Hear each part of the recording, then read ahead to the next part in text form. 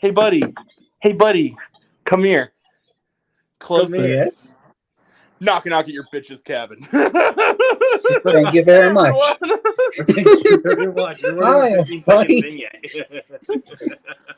You just had to do it. You feel like that? You had to do it. Of course I did. I'm the juggernaut, bitch. I'm the juggernaut bitch. So how's it going, everybody? If so, like 10-year-old fan of Grant the movie and TV guy. If my mom asked me if I want to go see Meg 2 the Trench, I'm gonna say fuck no, bitch.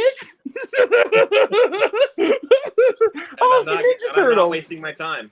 I did not go today, and I'm not going tomorrow. You're not missing. As someone who actually liked the first one, you're not missing anything. It's I'm terrible. gonna watch it when it hits streaming, but I'm not paying money to go see that movie. You know what? Here's the thing. I know it's gonna make money regardless. Here's the thing. Well, first off, go see Ninja Turtles, but that's gonna do well. That's exactly what I was gonna say. Go see Ninja Turtles.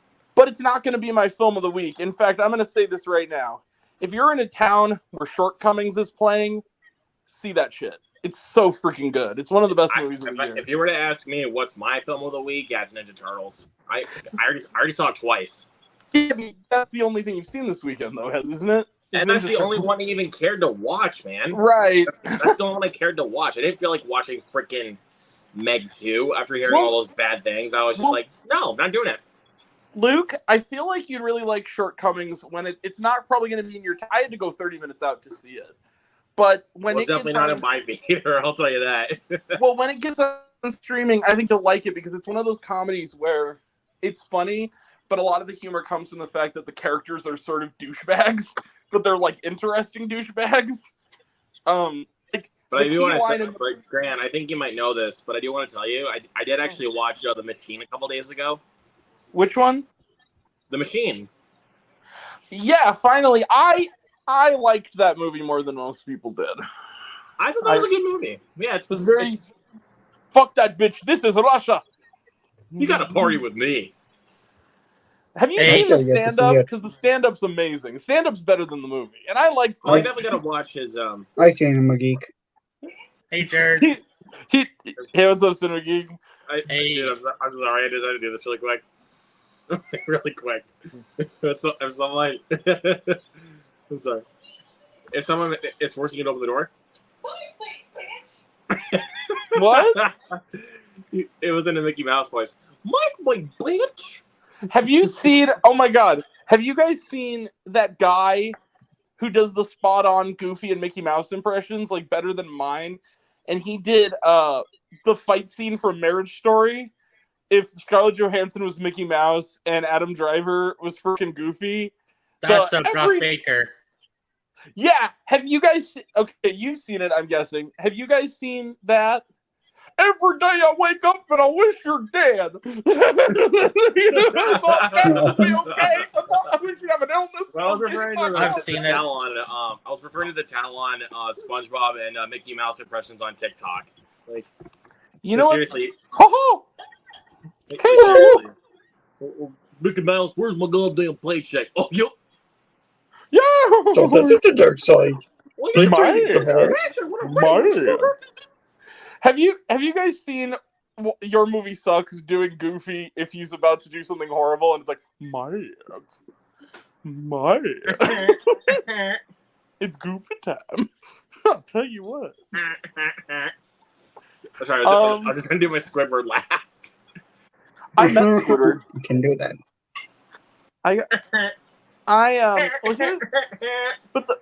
So the best thing about this movie, Luke, and this is not really a spoiler because part of it's in the trailer.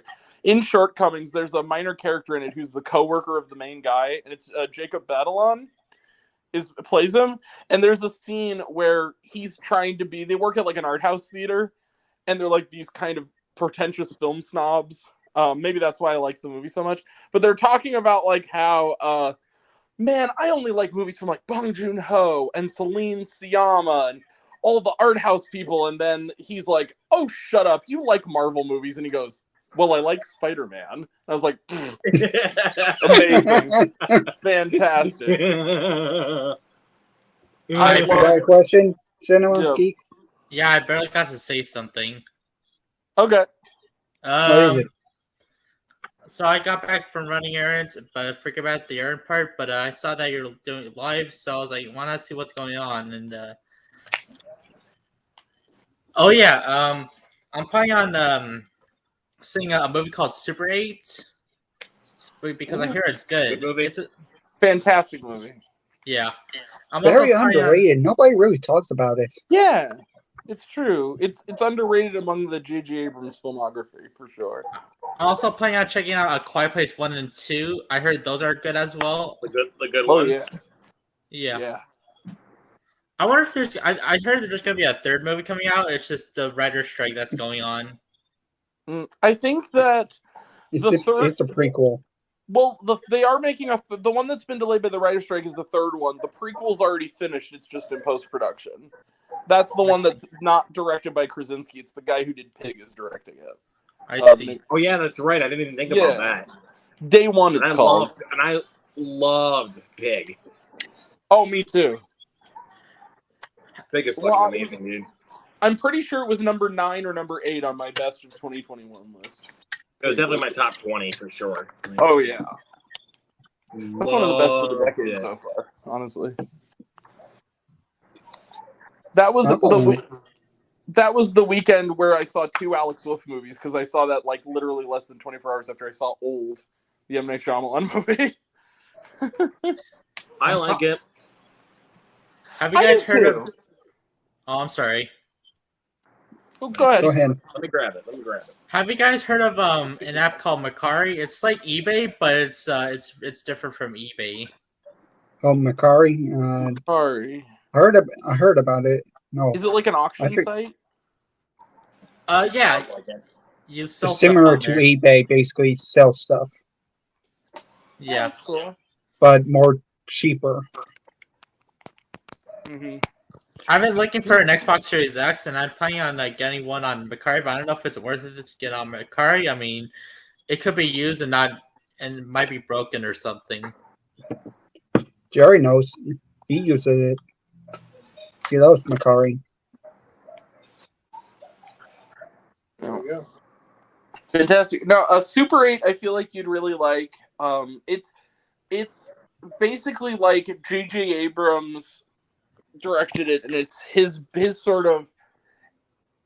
It's sort of what I call the Inception movie in the sense of he just did Star Trek, and the studio gave him carte blanche to kind of make whatever he wanted, and so he made like a big budget love letter to Spielberg movies, and it didn't quite do great in theaters, but it's gotten to be kind of a cult classic. It's very good. It's like a Spielberg really good, I should say. Yeah. Stay through the credits. The credits are amazing. The end credits sequence is awesome. There you go. 4 terabyte Seagate portable game hard drive for Xbox storage, and it's like $70 right now. It's on sale on Macari. Want me to show you? Let me just order the brightness.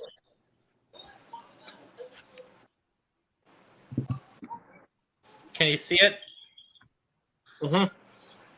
$70. Not bad. How much is it usually? Like it did say it's like it's to be like $133. Oh damn. Yeah. And it's actually worth it. Or it could wait to get lower. I don't know. I've been thinking about it. Off right there. Yeah. I'm planning on getting an Xbox Series X. The reason why is because I have a ton of like games for the Xbox 360, but I can play almost every single game that's made for like Xbox, the original Xbox, Xbox 360, Xbox One, and Xbox Series S/X. And it can also play like DVDs, Blu-rays, and 4Ks as well. Mm-hmm. I do plan on getting it. It's just I had to wait Save and stuff. up. Yes.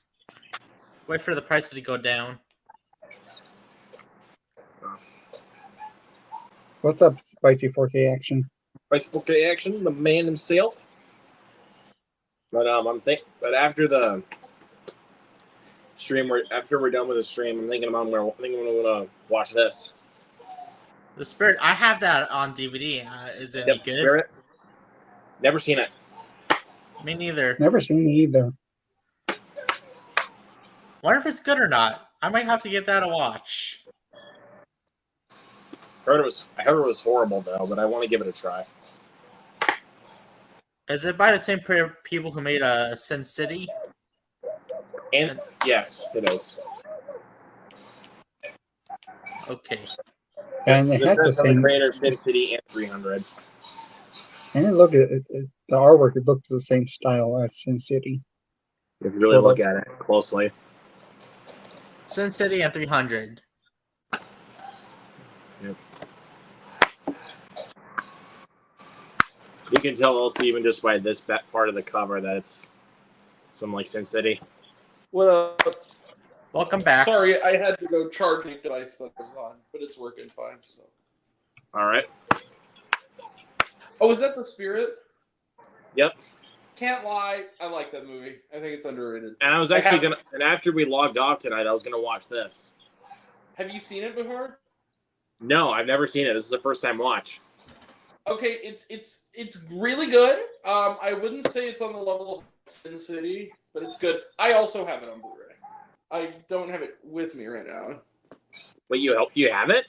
I do. It was actually one of the first Blu-rays I got. I got it like first year I had a Blu-ray player.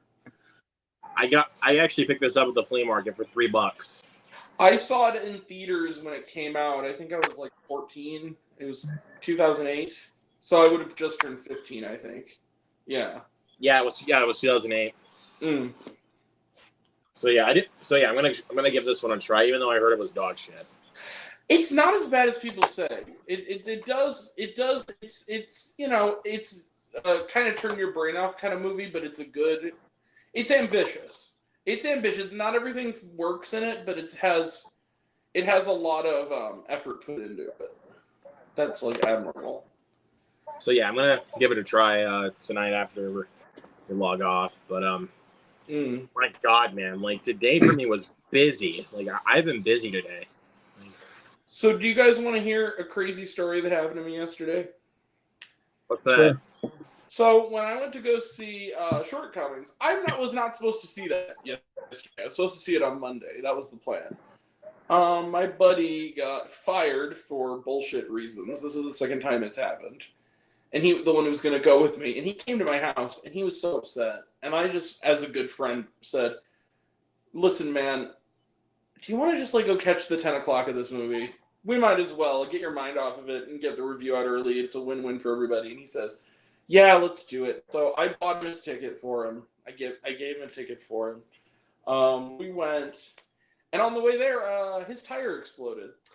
And we were lucky we got there at all, because what happened is that it came upon us. The guy was gonna take an hour to get there, and well, fuck, we're gonna miss the movie. It's 9:30. The movie starts at 10. They're on their way.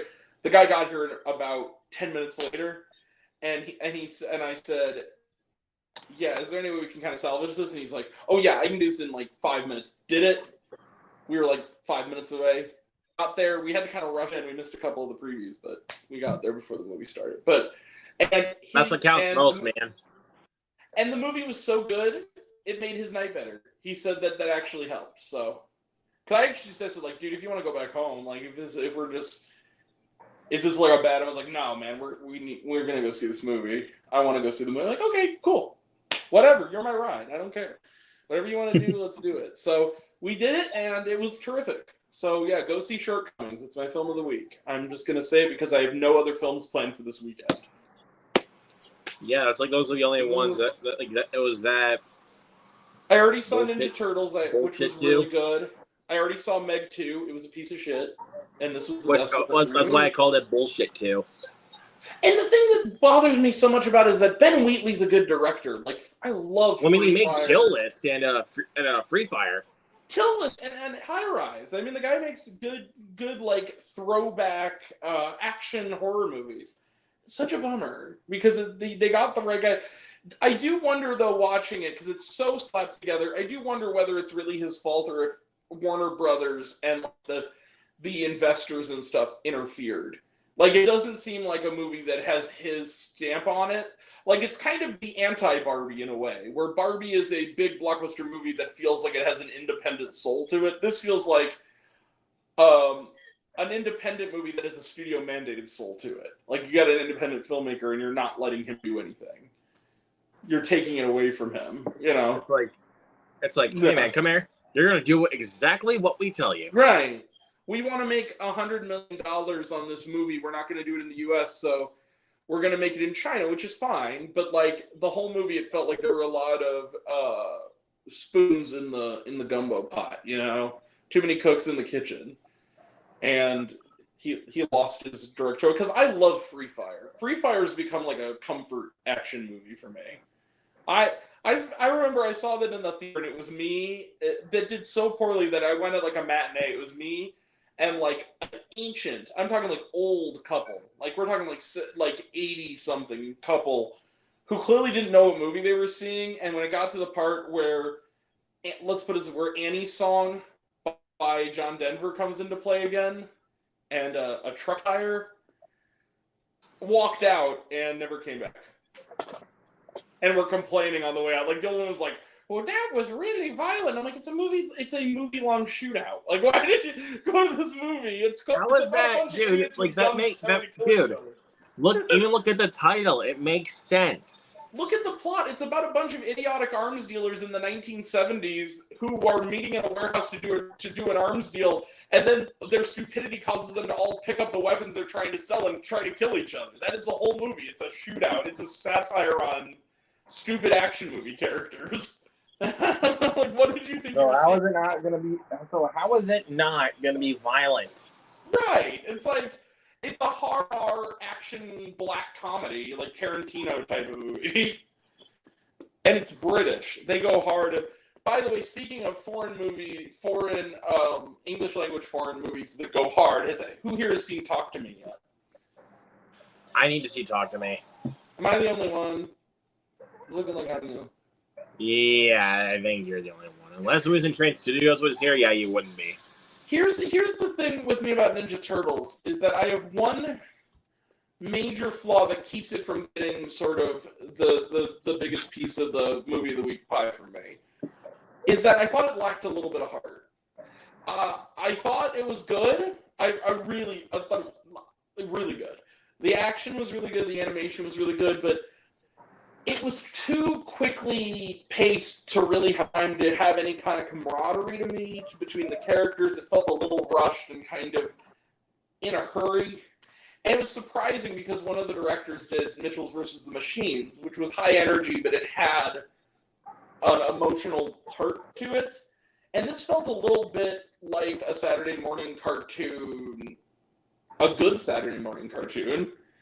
But obviously, there was that extra oomph was kind of missing from it for me. I hope, and it's still a 5-star movie. It's not a 5-star plus movie, but it is a 5-star movie just because what it does well, it does fantastic.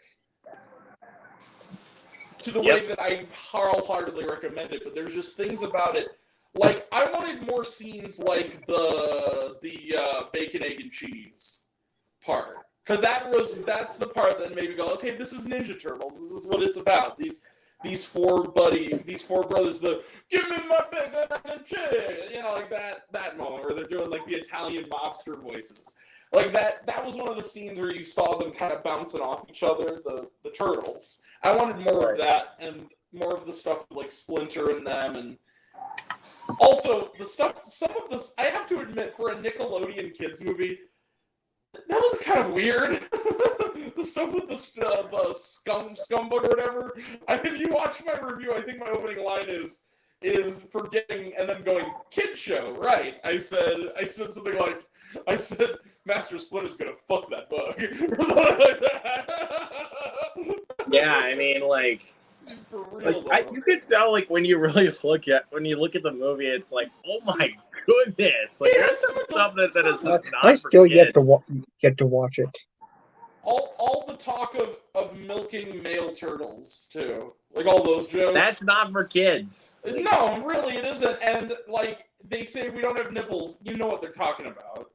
And, You know what they're talking about. The second It's time not I for saw children. this, like, time I saw this, I actually turned over to my friend who saw the movie with me, and I pulled a quote from Meet the Parents. Like, I said, I had nipples, Tanner. Could you milk me? Yeah, exactly.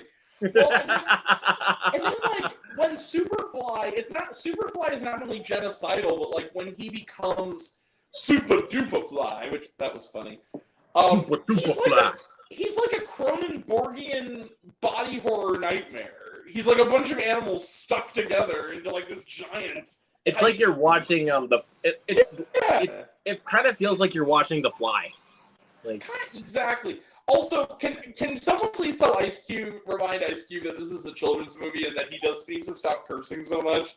There's a lot of Ice Cube saying "damn Helen" pissed off in that like PG movie. 6 in the morning, police at my door. Which, you know what makes that joke funny? Is that it shouldn't work because Ice-T is the one who came up with that line. That was in an Ice-T song, so it makes it actually kind of funnier that it's Ice Cube saying 6 in the morning, police at my door.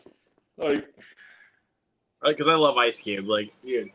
Because, I mean, it also kind of makes sense because, I mean... Yeah, Cinema Geek had that. He wants to show us some of his pickups. All right, go ahead. Go ahead. They're not really pickups, but they're pickups that I got a while ago. But I'm planning on giving these movies a watch since I heard that there's gonna be a 4th movie coming out this year, or not this year, sometime next year, or I don't know because of the writer's strike. But I'm gonna show them one by one if that's all right. Yeah, go ahead. Go ahead. I got the Expendables here. Ready to become a pack. Oh, it's actually this year. It's this year. Oh yeah, it's September. It's actually September. relatively soon, honestly. Expendables 2 with the slipcover, not bad. And I also got for like $3.95. And I also That's the only one of the 3 I own. It's my favorite one. This is the second one. And the Expendables 3. And I noticed that Ronda Rousey actually makes an appearance in this movie, and she's also a professional wrestler. And also, since I double dip, I got this before from Best Buy. My local Best Buy is not permanently closed now, which is a bummer. No. But I got this and I double dipped just because of the art cover. I like double dipping on movies. Well, funny enough, I actually have this. Nice. I just have the second one. I will agree with you, by the way, Grant. The second one is the best. The third one is the worst. The third one is like, I hope Expendables is better than Expendables 4. I don't care. I'm calling it. You spell it Expendables. It's like Chris Stuckman with Fantastic. I refuse to call it what you call it. You named it Expendables. You're gonna have to live with that. Yeah. Nice subcover. I love Expendables 2. I liked the first one. I love the second one. I hated the third one, but I'm hoping the 4th one's better because at least it's rated R again. Hey, guess what? The 4th one has Mega Fox in it now. Who honestly is proving that she's kind of an underrated actor. Like, she's been the best part of good movies lately and the best part of bad movies lately. Like, she was awesome in Till Death. Till Death, she was really good in. This movie wasn't very good, but she was one of the best parts of like Good Morning. She was one of the few things that actually was kind of good in that. I know, but I'm saying she was. Watch that movie. It sucks. She was making an effort, is my point. She was one of the few kind of decent elements of that movie. Besides Pete Davidson. Yeah, Pete Davidson was the. I like Pete Davidson. Like, I know Pete Davidson. Dude, Pete Davidson, like, even if it's a bad movie, like he'll kind of make it from being a 0 for me. He couldn't save Marmaduke though from that. But no. Well, I haven't seen that, so I'm not saying anything. Good, I'm glad for you. I'm gonna be stuck with. I skipped it. Yeah, I knew better. Marmaduke says bow wow, Luke. Marmaduke says bow wow. Honestly, even though neither of them are good, just watch the Owen Wilson one. No, that wasn't even that good either, but at least it was better than this one. I mean, it wasn't good. But I mean, it actually kind of served a little bit of a purpose. At least that one had one good joke, and it was the joke about where they have the dog wearing the tie-dye, and they say something like he really likes his dog treats, and he's acting like he's stoned. That was kind of funny. That was like the one good, solid joke. I thought this was pretty funny. Like, when George Lopez, when he voices the cat, and he's in a cage, and he's like, "Hey, let me out of here! I'm not an animal." And then it points at the animal cage, and he's like, "I am." Yeah. That was actually kind of funny. Batman's a fascist. I'm actually looking forward Batman's to a fascist. that is gonna be the best George Lopez movie role since Shark Boy and Lava Girl. Mr. Basically, what This is my question. Quantumania copied, basically, to MODOK. What? MODOK looks exactly like George Lopez in Shark Boy and Lava Girl. Who does? MODOK from Quantumania. He looks slightly worse, actually. I mean, the look of him is terrible, but I mean, I liked MODOK. Like, hey, Luke. He goes, "I'm such a dick. It's never too late you like to not be a dick." To not be a dick. Yeah. I never liked that line. That's honestly one of the best lines of the movie. Like, Oh yeah, it's really. true. Cinema Geek, show us that. I want to see it. So all three of these movies are slasher films, but it started out in the 90s and became really popular. Well, I don't think it's popular, but they're like classic movies to watch, and that's right here. I Know What You Did Last Summer. The first one is. The second The first one's okay. great. The first one's great. I actually like. I still Know What You Did Last Summer, but I'll always Know What You Did Last Summer can kiss my ass. Oh yeah, always. It has nothing to do with the first one. And I heard that they're going to make another one, but they're going to ignore the third one. You know what's interesting? Here's the one thing though. There's one thing about the second one that I can't get over because it's such a bad error. Like someone should have the continuity is just messing me up.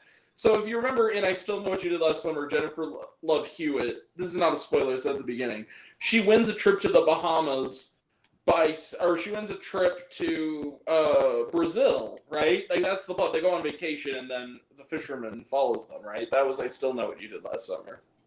Right. Yeah. So she wins the contest by saying that that Rio was the capital of Brazil. And she wins the contest, but Rio is not the capital of Brazil. They got continuity. Brasilia, damn it! They got the continuity. What? Continuity.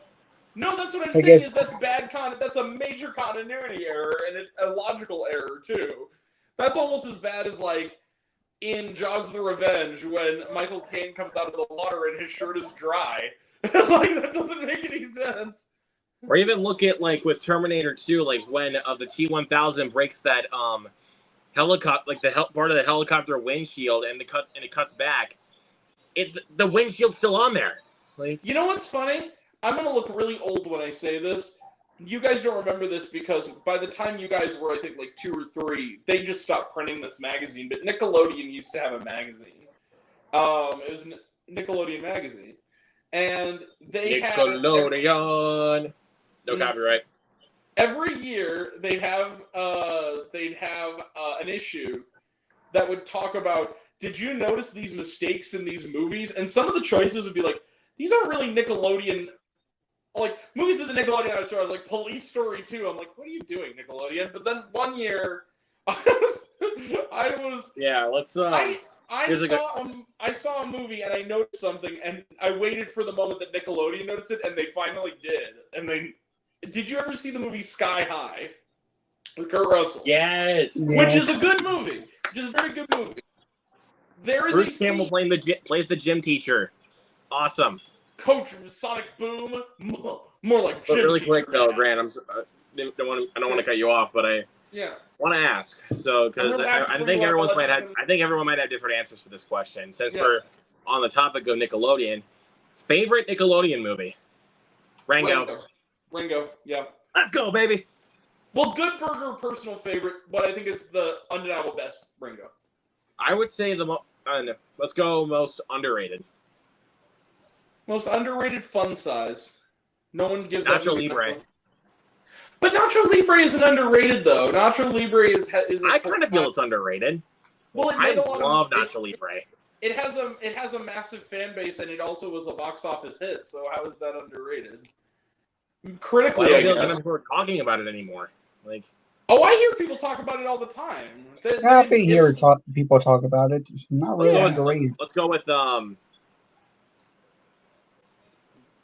Good Burger. Like, you think Good Burger's underrated? I love Good Burger. Like, Good Burger is a hit, dude. Good Burger's popular. Good Burger's getting a sequel this year. Welcome to Good Burger, home of the Good Burger. Can I take your order?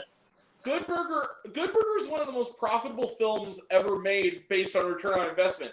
You know how much that movie cost? Like $3 million, and it made like $80 million at the box office. That was a certified hit. That movie made money. I would honestly say that Sponge on the Run's underrated. I like that one. You know what? I like the SpongeBob movies. The first one is still the best one, though. In fact, obviously, but I was meaning like I would say the one that I think is underrated is Sponge on the Run. Like, yeah, it's my only thing with Sponge on the Run is they dedicate too much time of the movie to being like a glorified trailer for Camp Coral. But other than that, I do agree with that. That's the biggest problem. Like it sets up too much for Camp Coral. It's also not well integrated into the movie. It feels like the movie stops dead to do that kind of bit for too long. Like, yeah, that's. If I felt like it was better. You know what I like?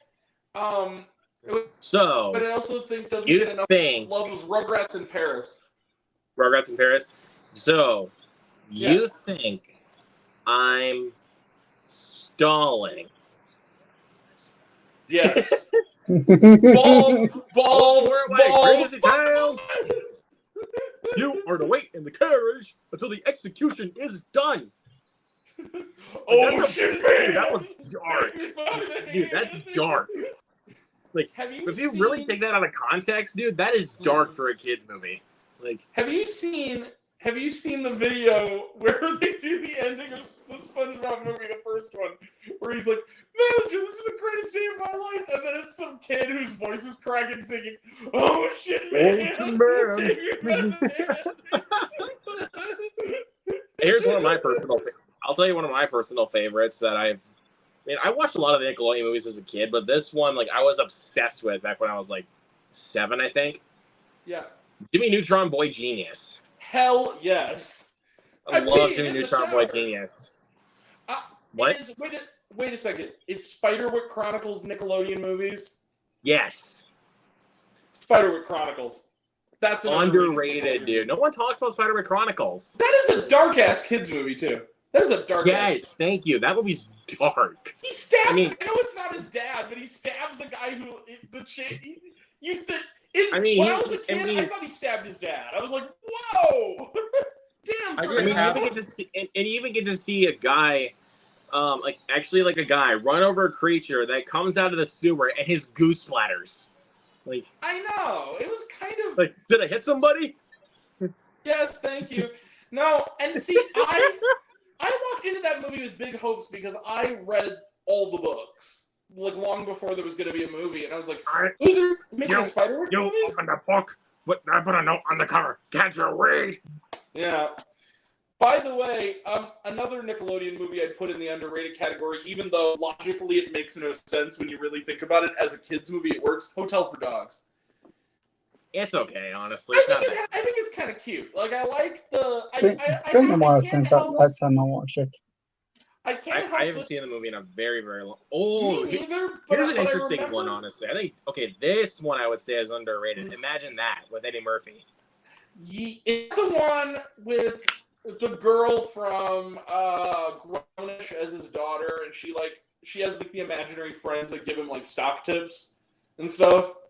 In some ways, yes, basically. Like, is that okay, let me ask you this. Is that the one where Thomas Hayden Church like plows his son on Red Bull and makes like see freaking spirits or something and to get like isn't that the one where he like stays up in like a tent with his son and he makes him drink like 10 cans of Red Bull so that he can go on a vision quest or something? That's kind of funny, but here's my favorite part. Like when Eddie Murphy tries to offer one of the kids $20, like, "I'll take 50, my brother." Yeah. He's like, "I give you coffee card." Oh yeah. I don't like coffee. You like scones? Scones. What do I like, the Queen of England? Get this full. Now, the best part of that movie, I know I'm remembering the movie now. The best part of that movie is when she's making breakfast for him, and it's like pancakes with like the worst toppings ever, and he's like, let us pray. And he goes, dear Lord. He goes, "Please protect my daddy's throat. He never did nothing to nobody, Lord." Can I please see the bill? $400,000. You want to answer why, woman? Eddie Murphy. I freaking love Eddie Murphy. Yeah, Spencer was Shrek. Shrek, please, let me stay with you. I make the waffles. I'll tell you what the worst Nickelodeon movie is. Last Shitbender, that's for sure. Duh. Oh, you know what's honestly close second for me though? Fantasy football. And I'm actually. You want to know You want to kind of know a guilty pleasure kind of for Nickelodeon movie? EA Sports commercial, the movie is what I call that movie. What? Yeah, but I was gonna say, you want to know kind of a guilty pleasure? What? The 2000 Snow Day. You mean the original Snow Day or the shitty remake? That's the one I'm talking about. I said 2000. Okay. I actually really like the original Snow Day. It's like a childhood favorite of mine. It's ridiculous, but I have fun. And honestly, objectively, it's terrible. Like, not really though, because the thing is that I can't look at. It's funny. It has heart to it. It's kind of sweet. Chevy Chase is game in it and has fun in it. It has some really good gags. I really like it has one of the funnier sight gags I've seen in a kids movie, which is when the Iggy Pop, why is he in this, is playing smooth jazz so hard that the freaking kid passes out mid-skate and goes over the freaking fence. That was funny. I mean, Chris Elliott was funny as the snowplow man. Oh, yeah. Well, and also, the remake. Oh, no, I'm scared.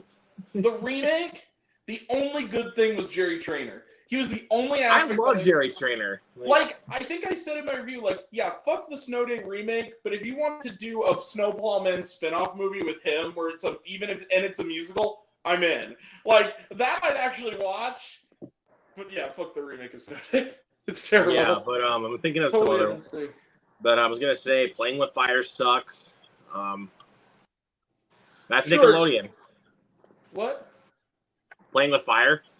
Is that the one? Okay, is that the one with John Cena? Is that one? Oh, by the way, speaking of underrated Nick movies, Dora and the Lost City of Gold. Yes, thank you. That That's movie's a good actually movie. really funny.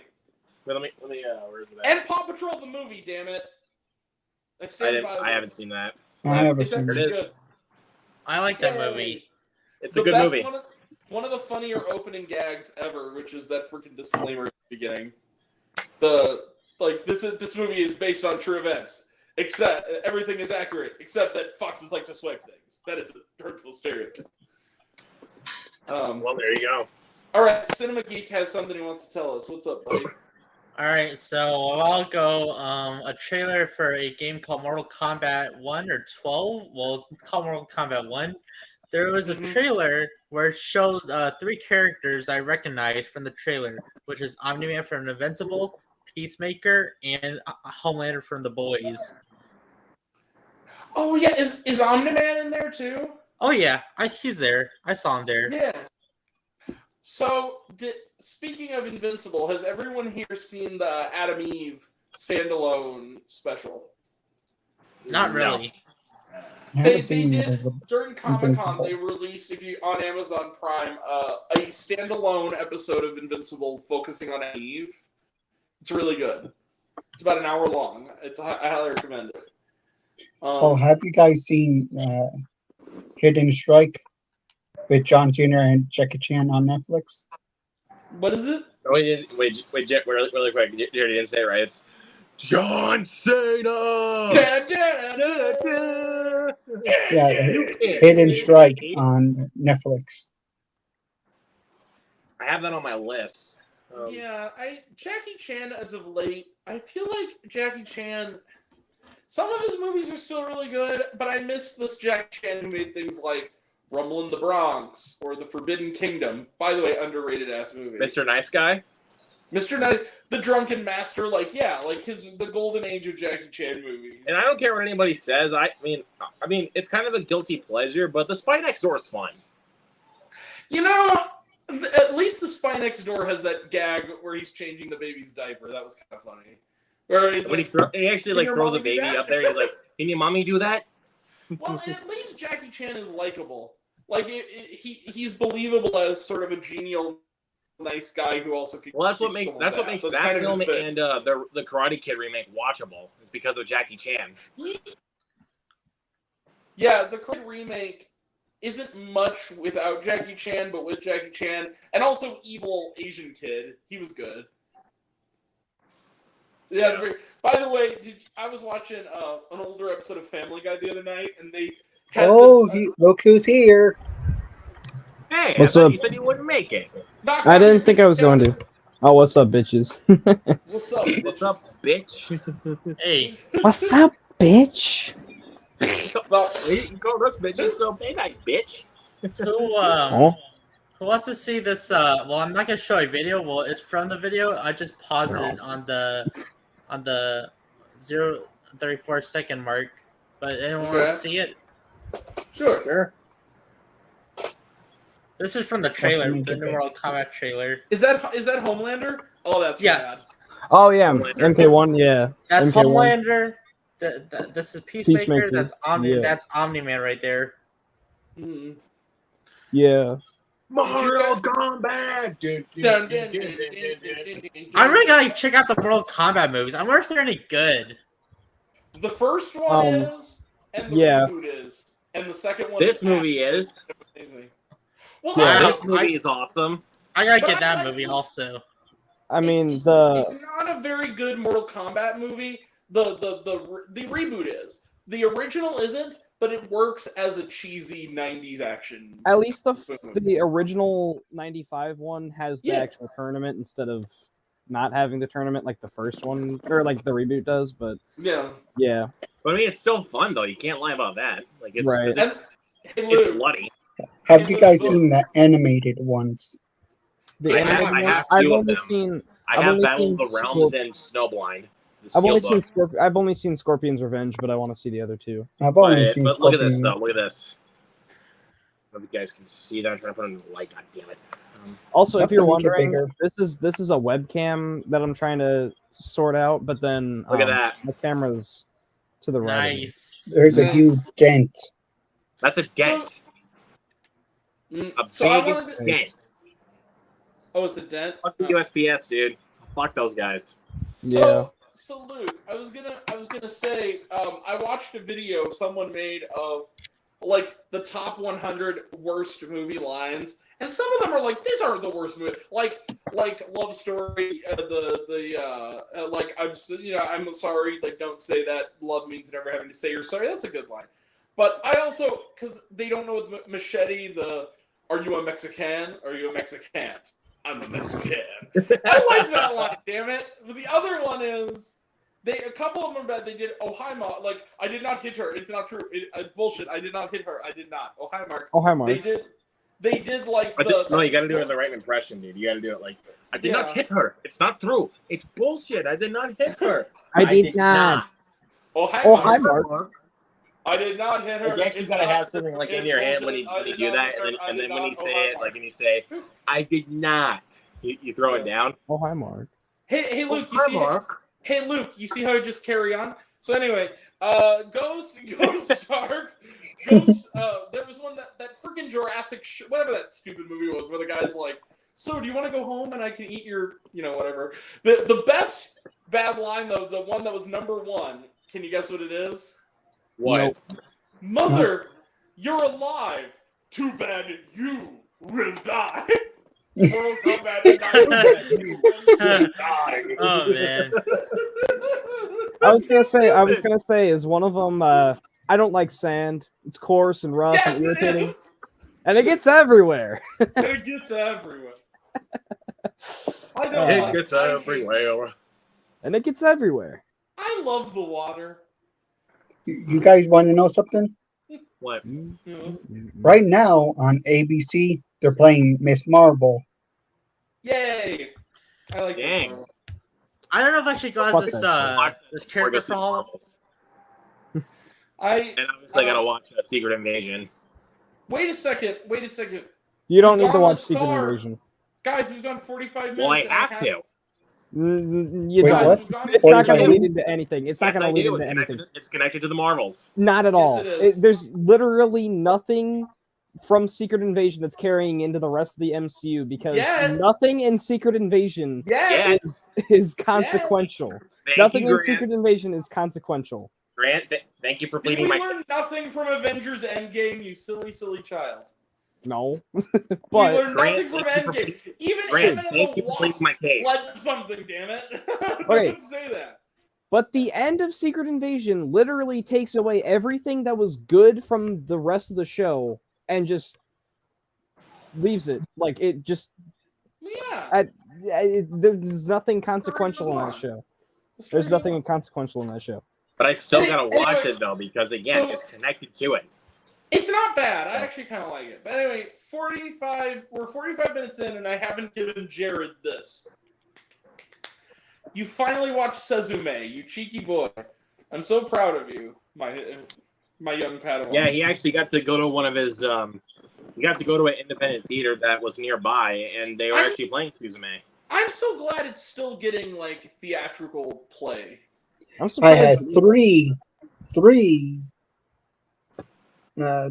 Showtimes. 3 theaters. 3 theaters. Wow, that actually Like makes me actual really theaters. happy. Like no joke, because that's a great movie. That was a great movie. I definitely want to watch it. And turn it down. Is it your number 2? Just wait. It is my number 4, Nice. but it is on equal level. To me. Solid top 5 though, man. It is absolutely. Okay, I That's a gotta great top ask. 5. I gotta ask. Anybody that uses Letterboxd mobily, is anybody having issues with their activity feed? Because for whatever reason, my friends category doesn't pop up with anything. It No, happens I don't really sometimes. have- They do maintenance Sometimes a it lot. does, but They do maintenance a lot. It's like on the weekly. Yeah, I don't know. It's just not been working for me for like a long time, so I've been missing on a lot of reviews. Serialized is Yup. worse than that. Yeah, They go down. serialized. They mess up a lot of shit on there. I kind of felt like they messed it up while I was going through You want to hear my top 10 a little bit more of the Flash. of this year? Yeah. Sure. Go ahead. Go right Jared. ahead there, brother. So far for number 10, Extraction 2. Still Good haven't movie. seen the second one, but I haven't seen the first one either, so it's on my list. You gotta watch them both, man. I know Yeah. I do. People are saying that First one's it's great, better second than one's also the great. first. Yeah, it's better than the think first. Extraction 2 is better than the first. Well, let me I don't think it's clarify. miles Way better, better. but Let me I don't think it's clarify miles something. better, but it's Way good. better. Let me clarify something. I've actually seen 5 minutes of Extraction 2 on silent over the shoulder with someone on an airplane. Does that count? Oh, I mean, And it was an action for sequence. Some guy Yeah, was 5 watching it minutes on of his it. phone. For 5 I'll minutes take of the semi movie, count. well, if it's in the middle of an action sequence, then you probably don't need to It's one hear of the the dialogue, one shots. so- I think he's trying to Oh. rescue this kid, and they're in like freaking snow, and they're running, and it looks pretty cool. Yeah, yeah. and a lot of practical stunt work. Like and a lot of wonders. It looks like, which is I'm still always And- thinking. and I'm still thinking that Also they in should've one take. Yeah, Yeah, yeah, yeah, a 20 wonder. dude, a one-shot scene for 21 minutes. damn. I'm still thinking they should have Yeah, I have gotten to Sam watch Hargrave these to do. movies. I'm still thinking they should have gotten Sam Hargrave to do Batman: Brave and the Bold. And they already confirmed they're making a third one. Yeah, It could be a great trilogy. it could. Honestly, when you So if the last third one week, pays off. since no one saw this movie except me and Ryan, literally, legitimately, I can say this legitimately. I saw this Yeah. really shitty action movie in the theater that should have really just gone direct to video. It's called The Baker. It had Ron Perlman in it. I saw it last weekend. They tried to do a one shot where it's in the back of a truck. It was so badly lit and so shaky cam that it wasn't even a oneer. You could easily see Like, where it was the just cuts like, were. It was whoa, whoa, whoa, whoa, terrible. whoa, It was so bad. That's sad. That's Um, sad. Sad.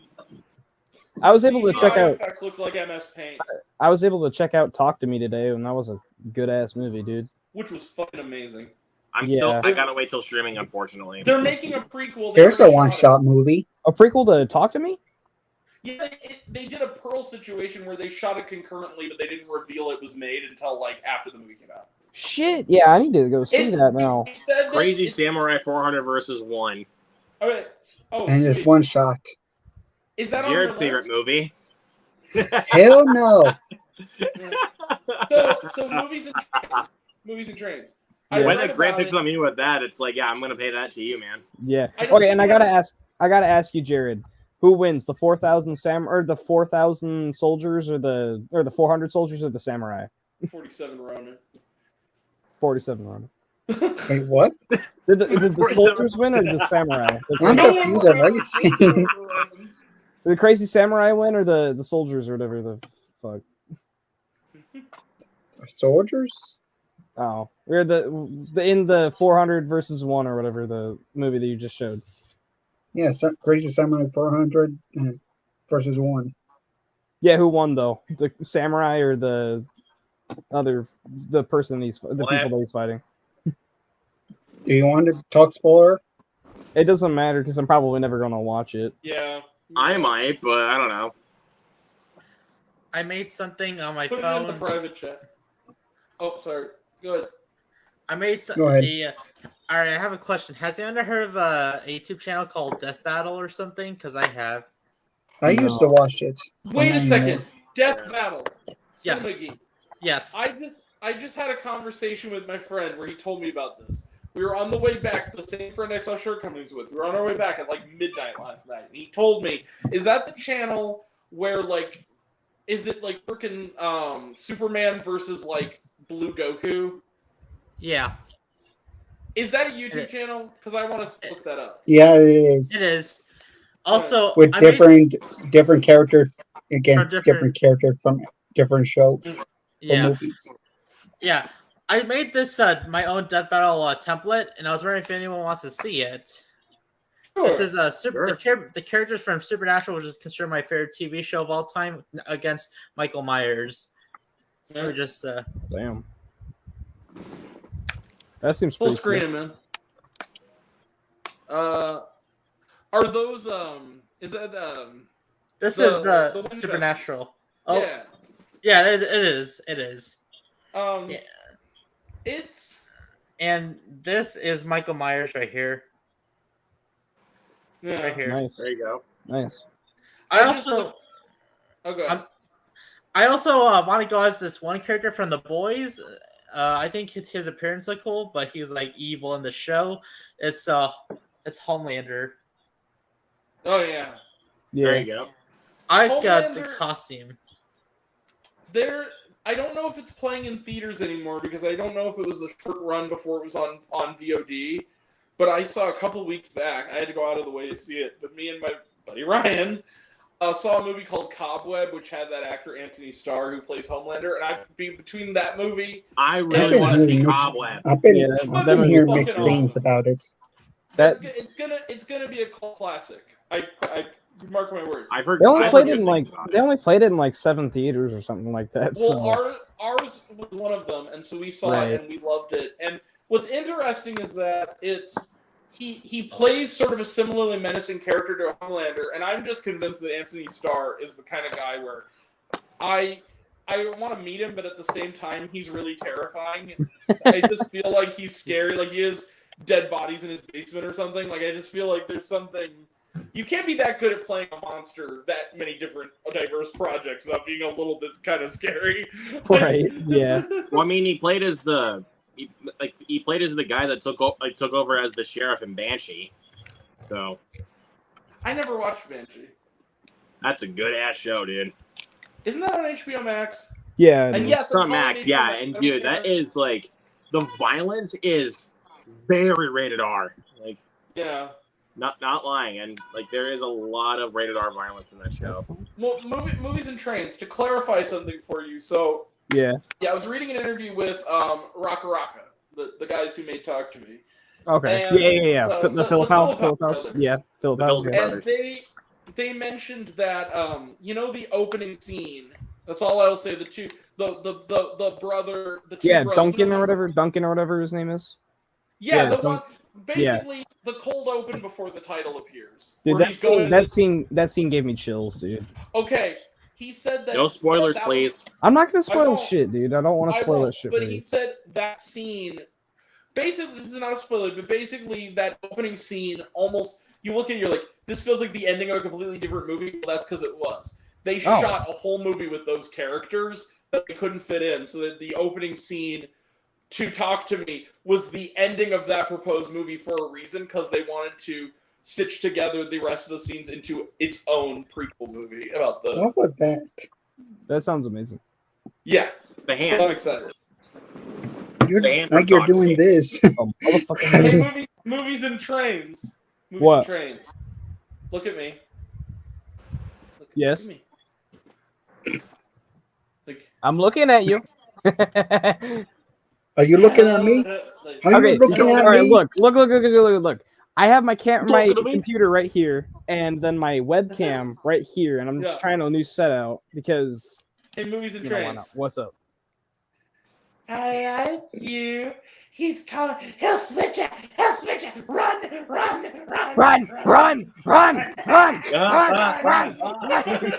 Dude, you're Hey, getting movie and trade. Do that. Do it again with the close up. Run! With the close up. Talk to me. What? That's from Talk to Me. Dude, you're getting to that already gives me chills. Dude, that kid in that movie, he got fucked up. That wasn't even Dude. that actually disturbed me. That Yeah, was really fucking Riley, dude. Fucking Riley. Poor kid, man. Poor kid. poor Riley, bro. By the So- way, Becca, friend of the channel, Becca Sandgard, said that on A24 they're selling sweaters that has images from the movie on them, and one of them she said I can't wear it because on the back of it is Riley trying to pull his own eye out. And I said, like, I can't. Australians don't fuck around in their Oh my movies. god, dude. Oh my That's- fucking god. That was a button for me. When I saw that, I was like, oh god. That was the part I was like, okay. Yeah. Yeah, that was one of the parts of the movies that actually made me gag, but holy shit. Like, Yeah. you actually gagged? Yeah, I was doing one of these numbers.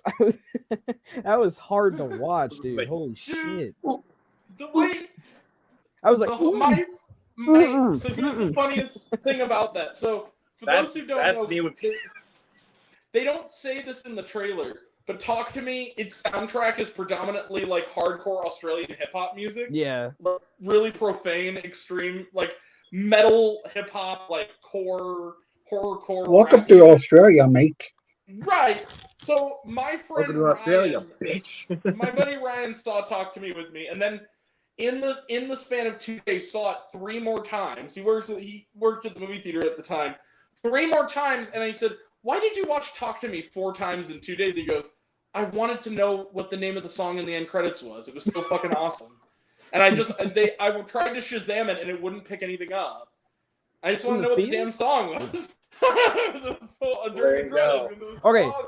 But if I worked at my local theater, well, I don't really have a local theater because I live in the fucking country, but you know, No. whatever the Same fuck. here. If I worked at my theater, I would 1000% sneak off and just go watch the new showing of Talk to Me however many Yeah. times I need to because that movie is fucking awesome. But Also, If my theater was playing Talk to Me, I would be seeing it now. okay, Luke, I know you said you need to drive like an hour or whatever. The hour It's is worth it. The hour Oh, is it's worth fucking it, worth dude. it. It's worth it. Yeah, but I mean, my parents are not just going to take me to like just take me to that just take me there just so I can go see a movie. They're not going to do that. That is true. I tried So- talking to them. I tried talking them into it for Asteroid City. That didn't work. Oh. So well, here's the thing. For those who want to see Asteroid City, you only have to wait till next Friday. It'll be on Peacock.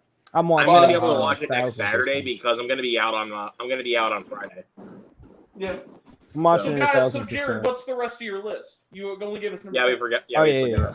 Sorry about We're- that. we've kinda Sorry about that. digressed. We went on a Wait. talk to me rant. Sorry about that. Yeah, I'll sidetracked, go over my basically. list Talked a after. lot about Talk to Me.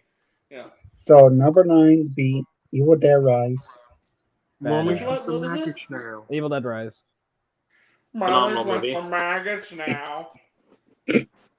Open up now. Amy. Open up now. Amy. Money. Still need to finish up that watch Mommy's along. with the maggots series. now. We do. We need to finish up that watch along series for Evil Dead. True. But I don't Because own it yet. But if any of y'all It's on bitches want to send it Max. to me, that is true.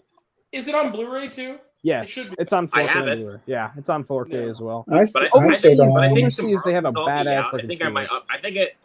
since tomorrow I'm gonna be out, I think I might just go ahead and upgrade this to 4K because Nice. I still that was don't actually own the it. format I was intending to buy this movie on was on 4K.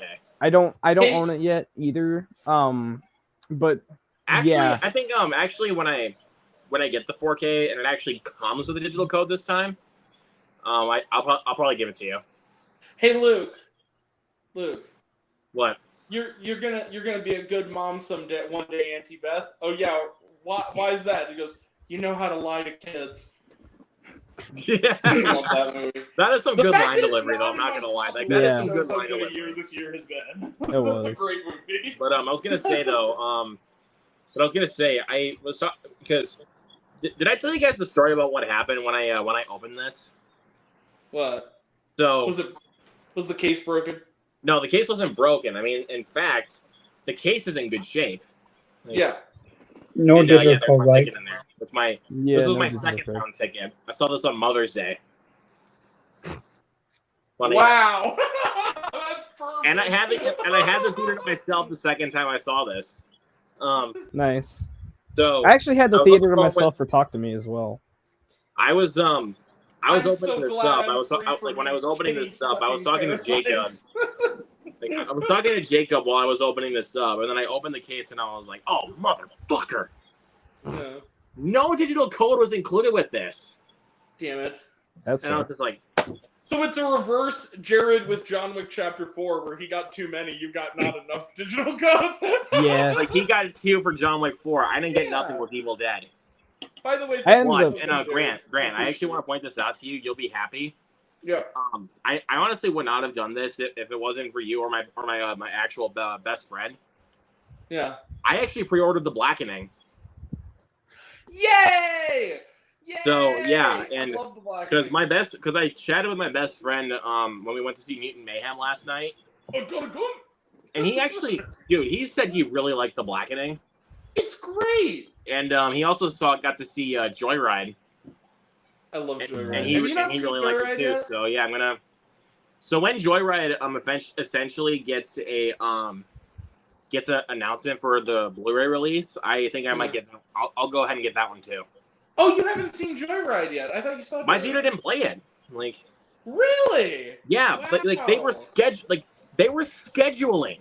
That was play a that really wide release. That was in like They were theater. like, dude, that movie Yeah. was on the coming soon list. Like it was. It was And you on the got coming Sound of soon list, Freedom, and they right? played Insidious. You got Sound of Freedom, right? I did get Sound of Freedom, but I still haven't seen it. I'm waiting. I'm gonna wait till streaming to Okay. watch that. I'm staying away from the controversy, so Yeah. I yeah. can separate it. It's a good movie, even if some of the people aren't. But the movie. Yeah, but as But soon I'm, as I waiting, talk I'm gonna about wait it, till streaming to as- watch that one though, as- because of the subject okay. matter. yeah, but as soon as I watch it, I feel like I'm gonna get judged by somebody saying Yeah. that I'm a child predator, even though I'm a child myself. But Yeah. Stupid. Anyway, I also wanted to point out that for those real quick, just as a little sidebar, there have been some since we did our midterm. There have been some updates to my list that I just wanted to point out. So it's now a top 36. damn, I think I still got a top 25. All right. I'll look at So that. here's I don't even here's- got a top 25. So here's the deal. 36 Yeah, now. My 36 now is Mission Impossible: Dead Reckoning Part 1. My 35 is They Clone Tyrone. I And actually then just watched that yesterday. I Good know. movie. I'm so happy. Good movie. Good movie. I'm going down. Anyway, I didn't quite Um, love They Clone Tyrone, but I thought it was a good movie. you got to raise your pimp hand high, son. Anyway, I freaking love that movie. I'm so glad I got to see that in the theater. That was so much fun. And then let's see. Updating. Shortcomings is my number 12. I want to watch that one. Shortcomings is my number 12. Talk to Me is number 11. Oh, frick yeah! Good And- man. And my number Oh. 9 is Oppenheimer. We lost somebody. And my number 8, speaking of, is Barbie. I confirmed it after my second watch. I've seen it twice now. Good man. Oppenheimer is Yeah. still waiting for my next viewing, but Barbie I've seen twice now. But Good man. What's up, I can go through my top 25 quick before. I'll just go through my 25 through 9 so that. Well, let's let Jared finish first. Hold on. Let's Yeah. let Jared finish his. He's All right. Yeah, I just got I have my list pulled up, but I'll wait. Yeah. We'll all So get a we're chance. talking about John Wick. That's my number 8. Hell yeah. Yeah. Hell yeah, brother. I'm back. I'm thinking I'm back. And we're finishing out at the end of August for the watch along. And I can't wait. Wick with swords. Wick with swords. Wick And- fucking nunchucks. Grant, not just Wick with swords, Wick with nunchucks. He's Hell yeah. fucking Michelangelo, baby. You know what? Dude, he freaking whacks a guy's face in the with motherfucking nunchucks. king. Sorry. Like, how's that not awesome? It is awesome. Any last words, Winston? And Just have honestly, fun, man. I think I will firmly say that it is one of the greatest action movies I think ever made. Oh, Absolutely. fucking A, dude. Okay, what the It's fuck is the that and Southwest Mission egg roll? Impossible, like Dead Reckoning Part 1. I would Yeah, say we are some got of the two of the greatest best action action movies ever movies. made. We got two of the best action movies in like less than like 8 months' time in one. Yeah. That's Exactly. kind And of my impressive. other second action film is in my top 10. What was it? No, I said I have 2 action films, John Wick and our one's coming up next. I Okay. think I might know what it I is. think I know what you're talking about, yeah. What the fuck is a Southwest egg roll? So what? egg roll. Wait, Be right Can the I make egg a, roll. can Get I make in a my guess? What number berry. 7 is, Get Jared? in my Can I make a berry. guess? So No, you gotta do it in Jackie No. 2, dude. Get in my berry. Get in my Get in berry. Okay, so Jared, I think I have a guess for what your number 7 is. Landmine. Thrown, hitting head, landmine. He's one mean motherfucker you do not. No. He's one mean motherfucker you don't want to mess with. No, I got it in the accent. He's one mean motherfucker that you do not want to mess We're with. doing it in the it's accent. actually way more higher than that. Dang! We got a name for men like him in Finland. Anyway. So number 7 is Sakura. And I actually I don't know what that just is. watched it recently. And Jared, thank you, brother. Thank you so much for the recommendation, man. That was such a good movie. Sakura with Donnie Yen, right? Yep. Also, I think it's also directed by Donnie Yen. It is. I'll check this one out. So we got 2 Donnie Yen movies came out this year. And they were both badass, apparently. Yeah. Apparently, yeah. So, I mean, I haven't seen the Sakura or whatever, but John Wick 4. Right now it's at Walmart for $14 on Blu-ray. Then I Ain't that think bad. 12 on DVD. That ain't too bad. All right, what do I get for dinner? I'm looking at a menu. Next one there, Jared, number 6. Number 6 is Guardians of the Galaxy Volume 3. Hell yeah, God. brother. Fuck Love yeah. it. Fuck It's in my yeah. top 15. I'll just say that right now. It's in my top 15. Top 5. So all of you guys. And follow me on- and movies and trains. I will tell you this though, man. Since tomorrow I'm going to be out of town, I think I might have an opportunity to stop at Best Buy. Yeah. I will be grabbing Guardians Volume 3. Good man. So guys, did you? I haven't you bought it guys, you guys all follow me on Instagram.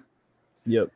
Yeah. Did you guys see when I posted in my stories? I did my Tunes story, and it was Dog Days Are Over, and I said, Teef's Floor, Lila, and Rocket Forever.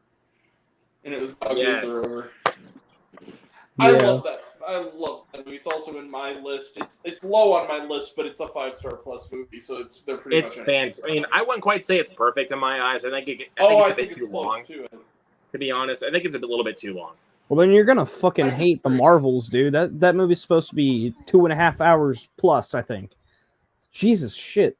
Here's the thing, That's- though. that- I'm that- looking forward That to doesn't the mean I'm gonna Marvels. hate it though. Right, but if Yeah. you didn't like, okay, do you like Captain Marvel? I do. Yes, Yeah. Okay, I think it's a good movie. okay. It's not one of the And you best said Marvel okay, movies, and but you said you didn't like the runtime for Guardians 3. I didn't quite say I didn't like the runtime. I just thought it ran. I just started to feel the runtime during the third act. Okay, I feel That's like kind of what I was feel like saying. I think it's a little bit too long. I feel like that's gonna be your main dick on the Marvels. That runtime just makes me even less excited. That movie just. I think it looks fun. yeah. So All my right, anyways, go ahead, Jared, Jared. What's your number next 5? one? number Yeah. 5 is Mission Impossible Day Reckoning. Part 1. Part 1. And it actually feels like a complete movie. Yeah. It does. The train sequence, am I right? Badass. Dude, the freaking motorcycle jump. Like, yeah, but the train, though, even tops that. Like, the motorcycle jump... It's not CGI. Yeah. But, Yeah. They actually build it from scratch. Oh, the train? Yes, they did. Behind the scenes, they actually built the train. And you And they blew it up. Fact, that's great. the motorcycle stunt was actually the first scene they shot. Yeah, well, it was because, one of the first so ones. that they make sure he lived through it. That's why they did it. And he had to do that stunt 6 times. So, hey guys, real quick, there were also some slight adjustments to my worst. So my number 6 is the Baker, and my number 4 is Meg 2 the Trench. Meg 2 the shit. And your worst. After my top 10, then I do my next top 10 worst. Then I'll do my same thing here. I'll do my top 10 worst. Yeah. I don't really have a worst because I don't think that there's any insultingly bad movies this year besides like 2. But like, Well, Nefarious. And Winnie the Pooh, Blood and Honey, just because. Okay, Blood that movie and wouldn't Honey. be as terrible if the directors weren't assholes. Yeah. I would agree, but here's another big problem with. It would still be bad. I want though. to say another big problem with let's Blood and Honey. play. Like they vowed, like the crew vowed that they would never speak again. At the very end, Pooh speaks. That's the least of that movie's problems, though, quite frankly. And I was just like, bro, come on now. Oh, Okay, well, bother. go ahead, Jared. What's your number? Oh, 4? bother. Number 4. 4? Number 4. This motherfucker you don't want to mess with. Yes, sir. Yes, Sisu! sir. Sisu!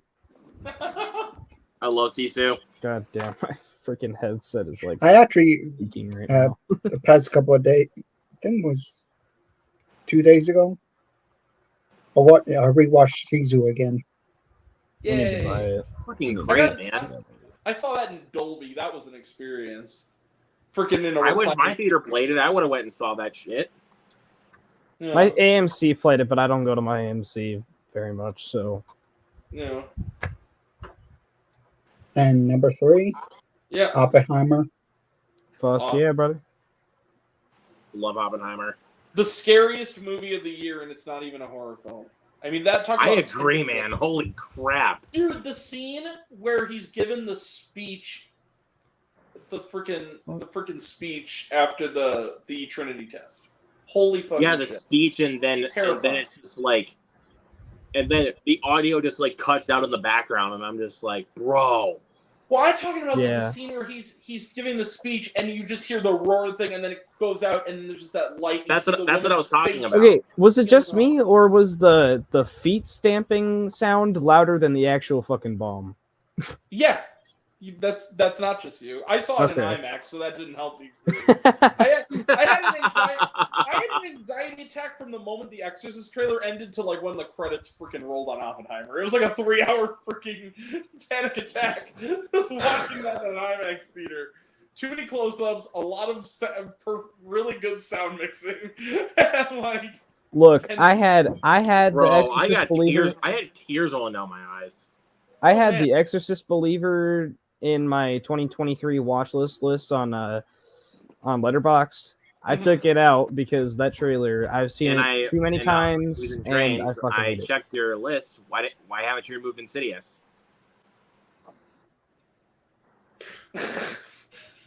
Just remove it, dude. It freaking sucks. I don't care. I just funny. You want to know something? I don't know. Oppenheimer was at my number 2 before I saw the other film.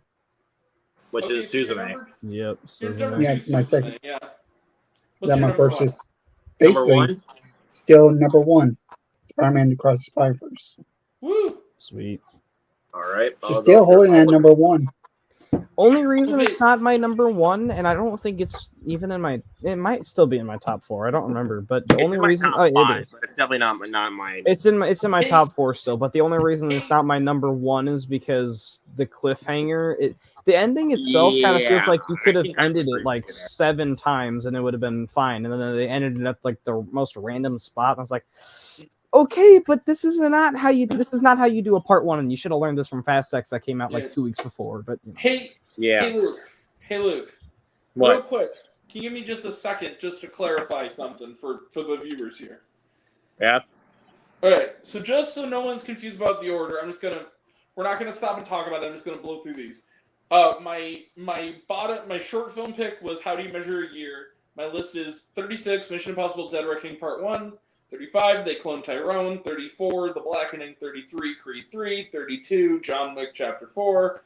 31, Smoking Causes Coughing. 30 is Beau is Afraid. 29 is Guardians of the Galaxy Volume 3.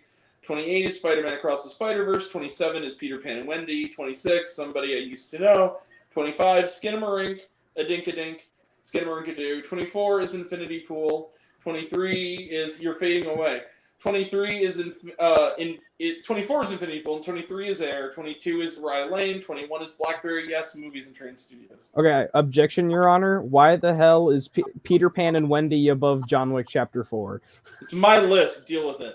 Number 21. Thank you. That's your answer. 21 is Blackberry. 20 is Reality. You should have said, it's my list, bitch. I can do whatever I want. Whatever. I do Suck whatever it. I put Jabba the Hutt in the original Star Wars movies. I do whatever I want. Anyway, 21. Whatever. I like to wear short clothes because I like my hot body. Whatever I do, I want. Anyway, 21. Blackberry. 20, Reality. 19, Sanctuary. 18, Everybody. 17, still a Michael J. Fox movie. 16, The Angry Black Girl and Her Monster. My friend made a good joke. The confused Asian man and his leprechaun. That was very funny. Number 15. Number 15, Judy Blume Forever. 14, It Ain't Over, the Yogi Berra documentary. 13, Somewhere in Queens. 12 is Shortcomings. 11 is Talk to Me. 10 is You Hurt My Feelings. 9 is Oppenheimer. 8 is Barbie. 7 is Nimona. 6 is Asteroid City. 5 is Are You There, God? It's Me, Margaret. 4 is Sesame. 3 is 1001. 2 is Past Lives. And my number 1 is Of an Age. That's my top list. All right. So I'll go my top 25. Yeah. So number 25 for me is Extraction 2. Awesome sequel. Number 24, Creed 3. Number 23, No Hard Feelings. Number 22, A Good Person. Number 21, I'm sorry, but I mean, I still love this movie, but it's a little bit lower than you guys would expect. Barbie. But I mean, you probably have it higher than I do. There's just other ones I would prefer to watch. Like number 20, The Little Mermaid. 19, Knock at the Cabin or Knock at Your Bitch's Cabin. I had to. 18 is Missing. 17 is Beau's Afraid. 16, Renfield. 15, Guardians of the Galaxy Volume 3. 14, Air. 13, The Covenant. 12, Dungeons and Dragons Honor Among Thieves. Nice. 11, Cecil! I had to do it. 10, Evil Dead Rise. Eeny, Meeny, Miny, You. Yes. Number 9, Cocaine Bear. The bear did cocaine. Luke. The fucking bear did cocaine. Fuck this. Fuck this Number shit, 8. I'm out. Number 8. What? Fuck this shit, I'm out. Mm-hmm. Number 8. I don't know what the fuck Talk just about happened. movies. I don't really care. I'm gonna get the fuck up out of here. Sorry, go ahead. Yep. Number 8 is Yep. Who Gives a Fuck About Movies? Scream 6. Yay. Number 7 is Are You There, God? It's Me, Margaret. Number 6, yeah, John Wick Chapter 4. Number 5, Spider-Man Across the Spider-Verse. Number 4, woohoo! The Super Mario Brothers movie. Number 3,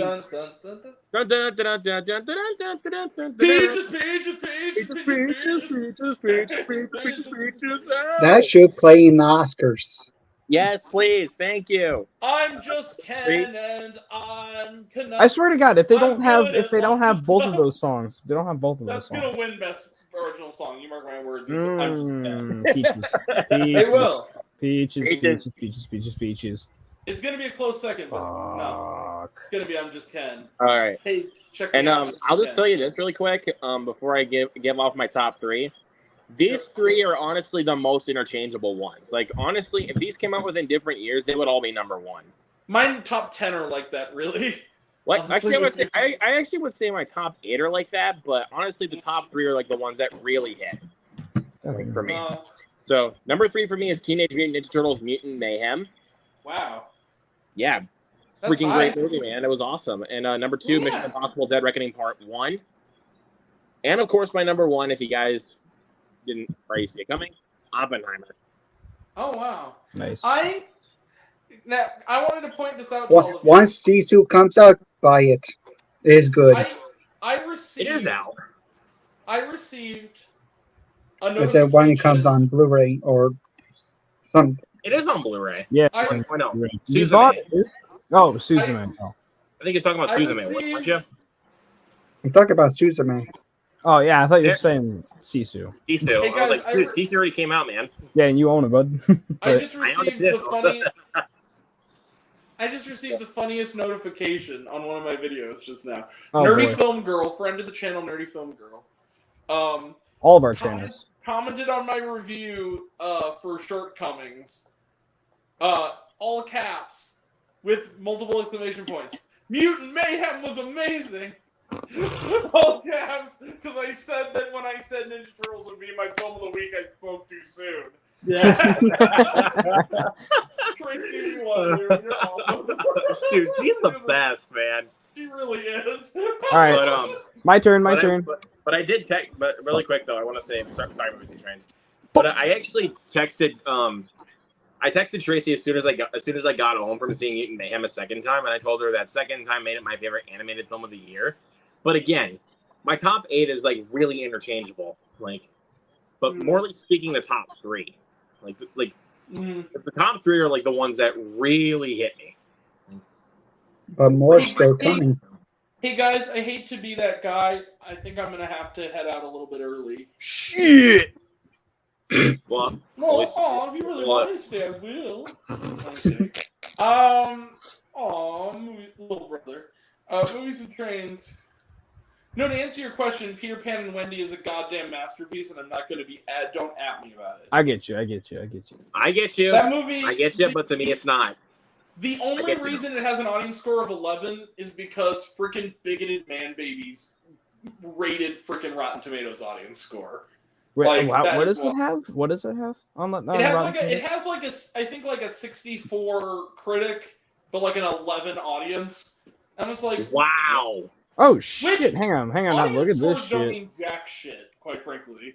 Look at this shit. Let's be real about it. The Google score.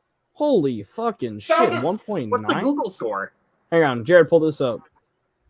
Go to the guest list. How many of those reviews mention that Tinkerbell is black and Wendy has Asian? 4.4 on IMDb. Let me ask you this though. Not that bad. How many of the 1-star reviews, their only criticism is that Tinkerbell is black, the Lost Boys, not all of them are boys, and Wendy is a more prominent character? How much do I bet it's most of them? Because I've read a lot of them that just say that. Is this you right here, Grant? Can you see my mouse, my cursor or not? This one review right here. Well, guess what? I stand by this. This is a movie that is going to baffle most people now, and 10 years from now, like Where the Wild Things Are before it, people are going to reassess that as one of the better family films of recent years. Yeah. If I could give this no stars, I would. There have been other bad Peter Pan adaptations in the past, but this one is too similar and too different. What the fuck? Too similar and too different. Make up your freaking mind. Making it the worst, the worst one. Hell to the fucking no. Hook is worse. Or not Hook. No, not Hook. Not Hook. Pan. Sorry, not Hook. Pan is worse. Pan. It's the fucking last name ones. It's the fucking last name ones that I keep getting mixed up. Goddamn masterpiece. Hook is great. Hook is great. What am I saying? Shit, it's Pan. Bag of pre-food chew, dude. Okay. I met Dante Bosco, you son of a bitch. He's a freaking angel. Peter Pan is my favorite story, and they cannot call this a book adaptation. You really have to stay true to the book, and it's been done before in the 2003 version, and they did it perfectly using exact dialogue from the book. Since when has anybody said that that's the best adaptation of Peter Pan? I never said that. Version. Exactly. I like the 2003 version just fine. I'm saying, look, don't look at it as another adaptation of Peter Pan. Look at it as a David Lowery movie. That's the thing that people are getting all bent on. That's a better way to put it. No, but for real, David Lowery was given a budget by Disney to go out in the freaking forest and make a fucking art film for children. It's like Where the Wild Things Are. Forget that it's based on the original Peter Pan movie. Forget that it's based on the book. It's a new interpretation. It is an indie-flavored reinterpretation of the characters. Look at it like that. And also, one of the criticisms I got a lot from people who didn't like it was that they make Peter Pan a fucking asshole in this. I'm like, have you read the book? Peter Pan is a fucking asshole. He's a little shit. Look at this review. Sorry. No, look at this one review right here. It's the lyrics to All Star. Yep. Why? Somebody wants to All right. in the world. Anyway, where were we at? Now Wendy was arguing with Peter the entire movie. I don't know why Tiger Lily was still a character if they took her out of her tribe. Okay, I know they tried to be less racist, but she cannot be the only native person there. And if they're gonna make that change, they have to explain why. Tink lost all her ability because she's black. What? That's what I hate about people these days. Like, they make her racist sassiness. comments. I mean, look at this. Like they cast some even look at what they're doing with Snow White. They cast Rachel Zegler to play Snow White, and she's Latina. Okay, but the thing that's controversial about that is that they're not actually getting dwarves to be dwarves. Well, you know why that is, don't you? It's because Rachel Zegler is also an executive producer on this movie, and she's friends with freaking Peter Dinklage because they did the Hunger Games movie together. Right. And she promised him that they were going to. She heard his criticism and responded in kind. Also, it's written by Greta Gerwig. It's going to be good. That is true. I think Barbie has taught us very it's true. going to be good. Yeah. Okay, so, then it says her sassiness that makes her likable to the viewers. How she is doesn't not... fucking talk. Wait a second. Yeah. Well, okay, but her attitude. Okay. In the in the first movie though, or in the Disney movie, not the first movie. What the fuck? The Disney movie. She's sassy, but it's just her posture and shit. She's But okay. She has the personality from the Disney spin-offs for Tinkerbell, and it is not really her. No, she doesn't. But all the this guy is Gal Nevaeh Rose, whoever the fuck that is. This is so dumb. Okay, guys, make this person leave the stage. And also this criticism. This is exactly, guys. I'm sorry, I don't mean to go on a screed here, but I have to say this. This is the same type of Ben Shapiro freaking mentality that is causing the Barbie backlash. Is people who haven't seen the movie, who want to perceive some kind of bias it has against them before they've actually seen the movie, and go and post shit that's totally ignorant and stupid. Like that they think it's anti-man or they think it's anti-whatever or that there's representation. Who gives a shit? If anything, Peter Pan and Wendy was more man. I mean, Peter Pan and Wendy, and also the thing is, when I had to clarify to Tracy, and again, I respect her for asking and actually being inquisitive because she's a smart person, about did they make it so that Wendy doesn't want to settle to be a wife and mother? I'm like, no, at the end, she is independent and is a developed character, but also decides that she can grow up and be a wife and mother if she wants to. Right. She's still the same character. Those criticisms are coming from people who haven't seen the movie. If you actually saw the movie, you would understand. It's the same with Barbie. It's like, if anything, Ken is almost as much, if not more so, a sympathetic character than Barbie because it's showing what the patriarchal political systems of the patriarchy are doing to men, too, to make them less of a person in the eyes of other people. And that's what I'm saying is, you gotta, stupid people who are what stupid people think smart people are will follow people who make up bullshit because they sound intellectual even though they're talking out of their ass. Super easy to watch. So see the fucking movie before you write the review, you putz. Ben Shapiro's watch the movie and make your own opinion on it before you open your fucking mouth. And even with the Ben Shapiro thing, beyond any of that, it's like, and then you're a grown-ass man. You're like 40. Don't buy a freaking $50 Barbie doll just to freaking burn it for some stupid skit. Like, how old are you? Are you like 11? Come on, bro. Like, you're like a father. Bro, Stop being an idiot. Man. Yeah, like you're just what a dumbass. Like, really? Looks like this guy Dan here hates women because it says girls are too clever and intelligent to do these stupid things. Okay. Isn't that a contradiction in terms? How he worded that, though. Like, yeah. Like very much so, there, my friend. Women are too smart to do stupid things. Which one is it? Are you a feminist or are you a misogynist? Make up your mind, dude. It doesn't make any sense what you're saying there. Exactly. And this kind of has like the same thing as the last one. It says that it kind of disrespects the novelization, but it's like, why the fuck does that matter? It was not really a century ago too. I mean, okay, like this is like it's out of date at this point, man. Well, and it's like someone saying that it's like saying that it's the same argument of people saying that like gay people shouldn't be gay because of the Bible. I'm like, have you read the Bible? It also says that you should like do weird shit like marry your rapist, and like if your husband or if your son talks back to you, you should take him into the square and you and your wife. And for some reason, like funny enough, like I'm not even gonna lie. I was so close to getting so mad at my dad for this after we saw Knock at the Cabin. Yeah. Like he was complaining that it was a gay couple. Why? I don't know. And I was just like, Dad, that's what the world has come to.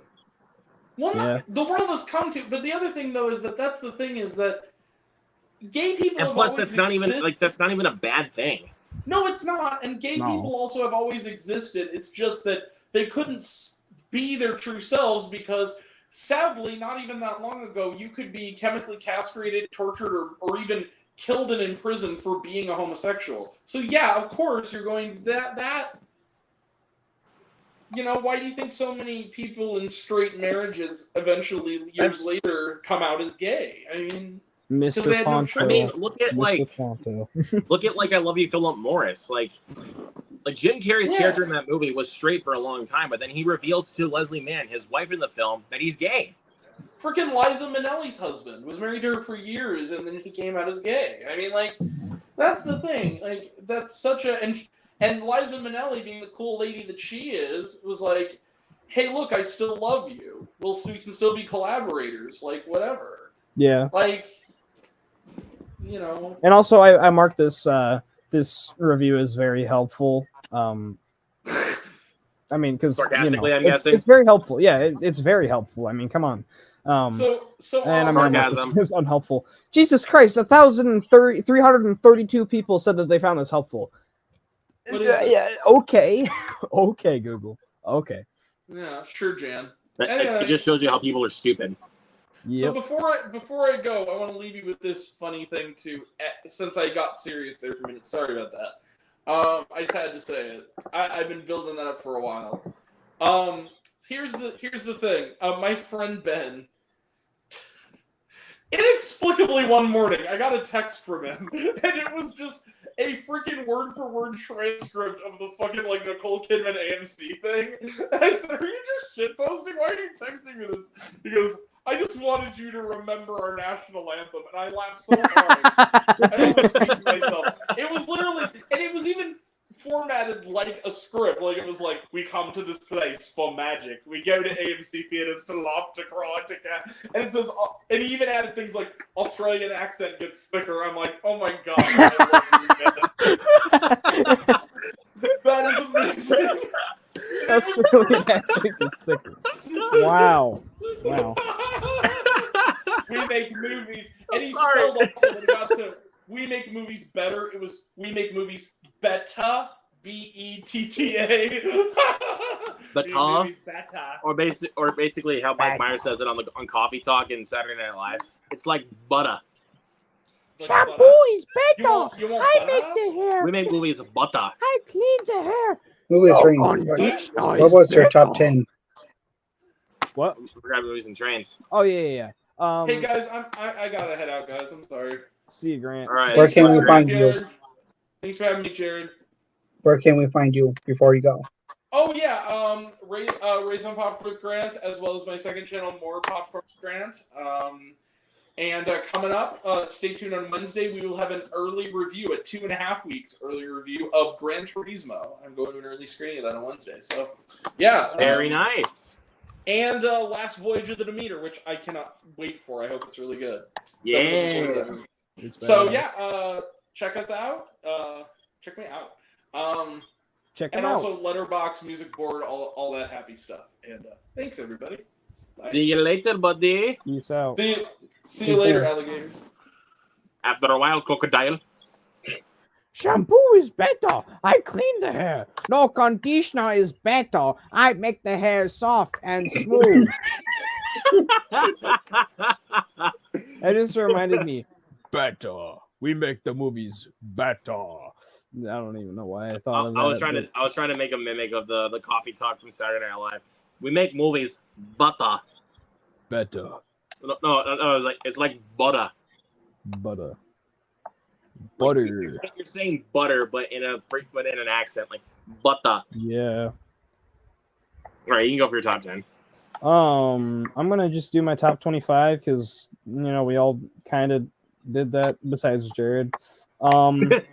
So I don't really have many movies. That's why. Right. Yeah. I don't really have like an affirmative top 25, honestly, because a lot of movies that I have lower, like out of my top 25, are actually a lot better than the movies that I do have in my top 25. But like, I'll just mention them. Indiana Jones and the Dial of Destiny, Champions, Nimona, They Clone Tyrone, Polite Society, Flamin' Hot, and Tetris.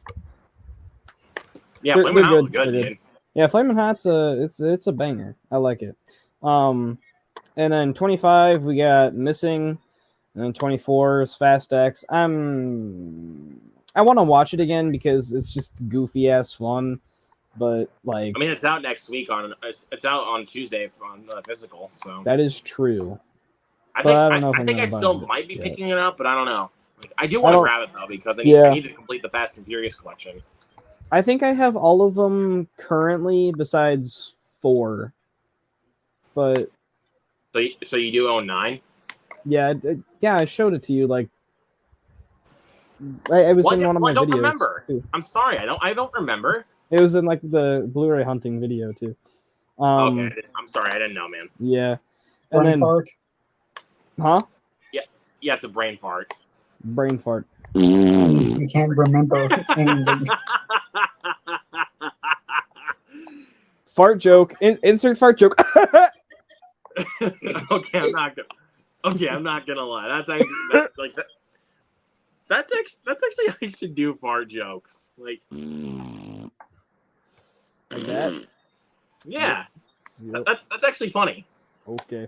23, Beau is Afraid. I keep forgetting that I saw this in theaters, and I keep having conflicting thoughts on it because I feel like some days there's too much penis, and the other days there's not enough penis. And then some days I think it's also pretty much. And other days I also think it's just kind of a weird ass fucking movie, and then other days I think it's just the perfect amount of weird. So I mean, it's supposed to be weird. It's freaking Ari Aster, dude. And I don't know if it's perfectly weird or not, but I don't know. I just think it's too. My only complaint is that it's too long. I think the length was fine. I thought the way that they it was played so it out slow in certain moments. I thought the way that they structured it was really nice with the length. I thought that worked, but like, I don't know. The ending was also a little, like not fantastic, but I still like it. It's out there for sure, though, man. That ending is out there. And I gotta be honest, I think I might like Polite Society more than that movie, but whatever. Forget about it. Then Guy Ritchie's The Covenant, because that movie is just really damn good. Cocaine Bear 21. A fucking bear did cocaine. Yeah. Love it. 20 Transformers Rise of the Beasts. Dude, like I love that part in the teaser though. Like when the car, like the Transformers car, goes speeding off, and then the cop's like, "Pull over." He's like, "I'm not driving." Like he's literally just pointing at the car door. He's like, "I'm not driving." That was kind of silly, yeah.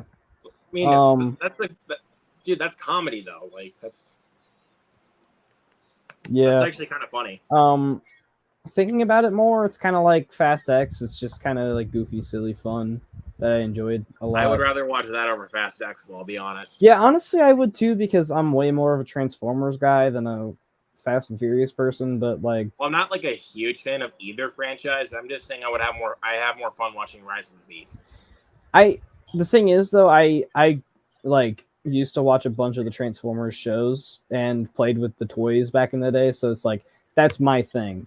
But Fast and Furious, I just started getting into because they're stupid as shit, but and it's also because of Fast X coming up. Yeah, and I wanted to watch all of them beforehand, but they're stupid as shit, and I kind of love them. Most of them, at least. 9 just went too far. Nine, I still have guilty pleasure fun, but I do agree it does go a little too far. It went way too far. Like seriously, They go to space in a car, and it makes no sense. I feel like Fast X almost come close to F9. I think it honestly kind of tames the silliness a little bit. Yeah, it tames it way down for me. Like it's but not Jason Momoa, silly. Jason Momoa is over the top as shit. I agree with you, but that's kind of what makes the film fun. Yeah, and the thing with Fast 9, that's the only great thing about Fast X was Jason Momoa. Exactly. I thought that was the silliest part of the movie. But it's not shit, dude. It's fun. Yeah, it's a lot of fun. There is honestly. good moments in it. I mean, like the freaking scene, like when John Cena was using the cannon just to make other cars explode. That was kind of fun. Yeah. Cannon cars. What was I gonna say? Is that number 19? No, I was still talking about like Transformers and Fast. Oh, Fast 9, F9, or whatever the fuck you want to call it. I still have guilty pleasure fun, even though they go way over the top, like the freaking car in space. That makes me laugh my ass off. So that's where I was like that like when I watched Fast 9 in the theater with my best friend, and it was the year that obviously that I saw the year that I graduated high school. When I watched that, people were like, there were people around me, like it was a packed theater. They were laughing their ass off at certain moments, and I was like, "How is this funny?" Because it's so bad, it's good. That's the Meg for me. It's that movie's bad. the Meg. That movie's the Meg for me. But I watched the Meg way earlier in life, so it's like the Meg is a lot more funny for me, and I have nostalgia for it. The Meg is way more fun. To be honest. The first one specifically, the first one is way more fun. You haven't even seen the second one yet. I don't care to see the second one in theaters. I'm not giving my money to that. You're not gonna? No. Oh, okay. I thought about it now, and I saw all the negative reviews, and I was just like, nope. It's got a higher rating on Letterboxd than the first one does. Believe it or not. It's stupid, to be honest with you, because the first one actually is fun. Yeah. I mean, yes. I mean, yeah. The first one's stupid and all, but it's stupid fun. Yeah. But I heard Meg 2 was boring. Like I heard that film was so boring. Yeah, because I heard the main thing is though they didn't have the actual shark in it until like the last 20 minutes or something like that. So which is disappointing because you go to that film to see the sharks. Like you want to see the megalodon eat people and dinosaurs. It's given in the trailer. You get to see the megalodon eat a dinosaur. I've seen no trailers for that film. I watched the trailer. I watched the trailer the first day it came out, and I was like, "The Meg's eating a dinosaur. Let's go! This is what I've wanted for years." And I guess it's not what I wanted for years, but But I think it was just you on the hype train because of how much you love the first Meg. I fucking love the first Meg. I'm sorry. It's so freaking. Bad. I mean, I'll agree with. I mean, I'll say it's fun for sure, but oh my god, it is. It's so bad. It is incredible. It is incredibly flawed. Like it's across the room for me. My baby, come to me, please. My baby, the Meg, come to me. Come to me. It's not coming to me. Come to me, my child. It's not coming to me still. I don't have the force. I don't have the force. Fuck it. Okay, that's too funny. Anyways, come to me, my child. Use the Come to me! Come to me, my child! You won't be able to see it, but it's on my shelf over there. But I have two bright of LEDs that you can't even fucking read anything over there with my shitty ass camera. So, use the force. Anyway, yeah. Anyways, yeah. Fast and Furious. I have pretty much the franchise as a whole. I have pretty much as much dumb fun as I have with the first Meg, at least. But yeah. Anyways, number 19 is Renfield because it's just a badass good time, and I want to. Dude, oh my god, like, dude, I want to watch it again. Dude, just the scene like in the restaurant, like when Nicholas Hoult eats the bug, and then he just goes batshit on the Lobo family.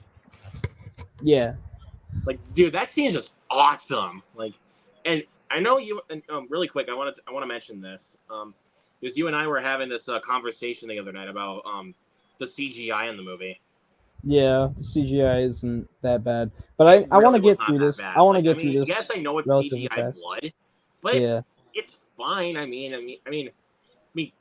when I really look at it, I'm like, I know it's CGI blood, but it's like I kind of feel like that's what they were going for the proof of comedy. yeah, there's Because that the one film scene overall that is a comedy. yeah. Renfield kicked Ben Schwartz's character. That Yeah, looked that was almost badass. like Mortal Kombat. I was about to It say was that a is Mortal literally Kombat Mortal kick, like because he Kombat. broke every single bone in his body, and Yeah, he and they show vomited it. and get blood. Yeah, and they show it in like an X-ray shot or something. That was But actually really cool, and yeah. I was like, bro, give us more stuff like that, please. Like, I wanna that's get through- awesome. I said, I wanna- is that a Mortal Kombat reference? Dude, you know what I wanted to shout in the theater when I saw Renfield? I What? literally wanted to shout this.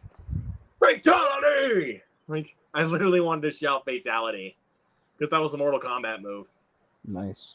I want to get through these fast so then I can go watch some Breaking Bad because I got 14 episodes left and I'm done. My brother. And you're saying it's probably the greatest TV show of all time? Probably is. Dude, is. fist bump. Fist bump.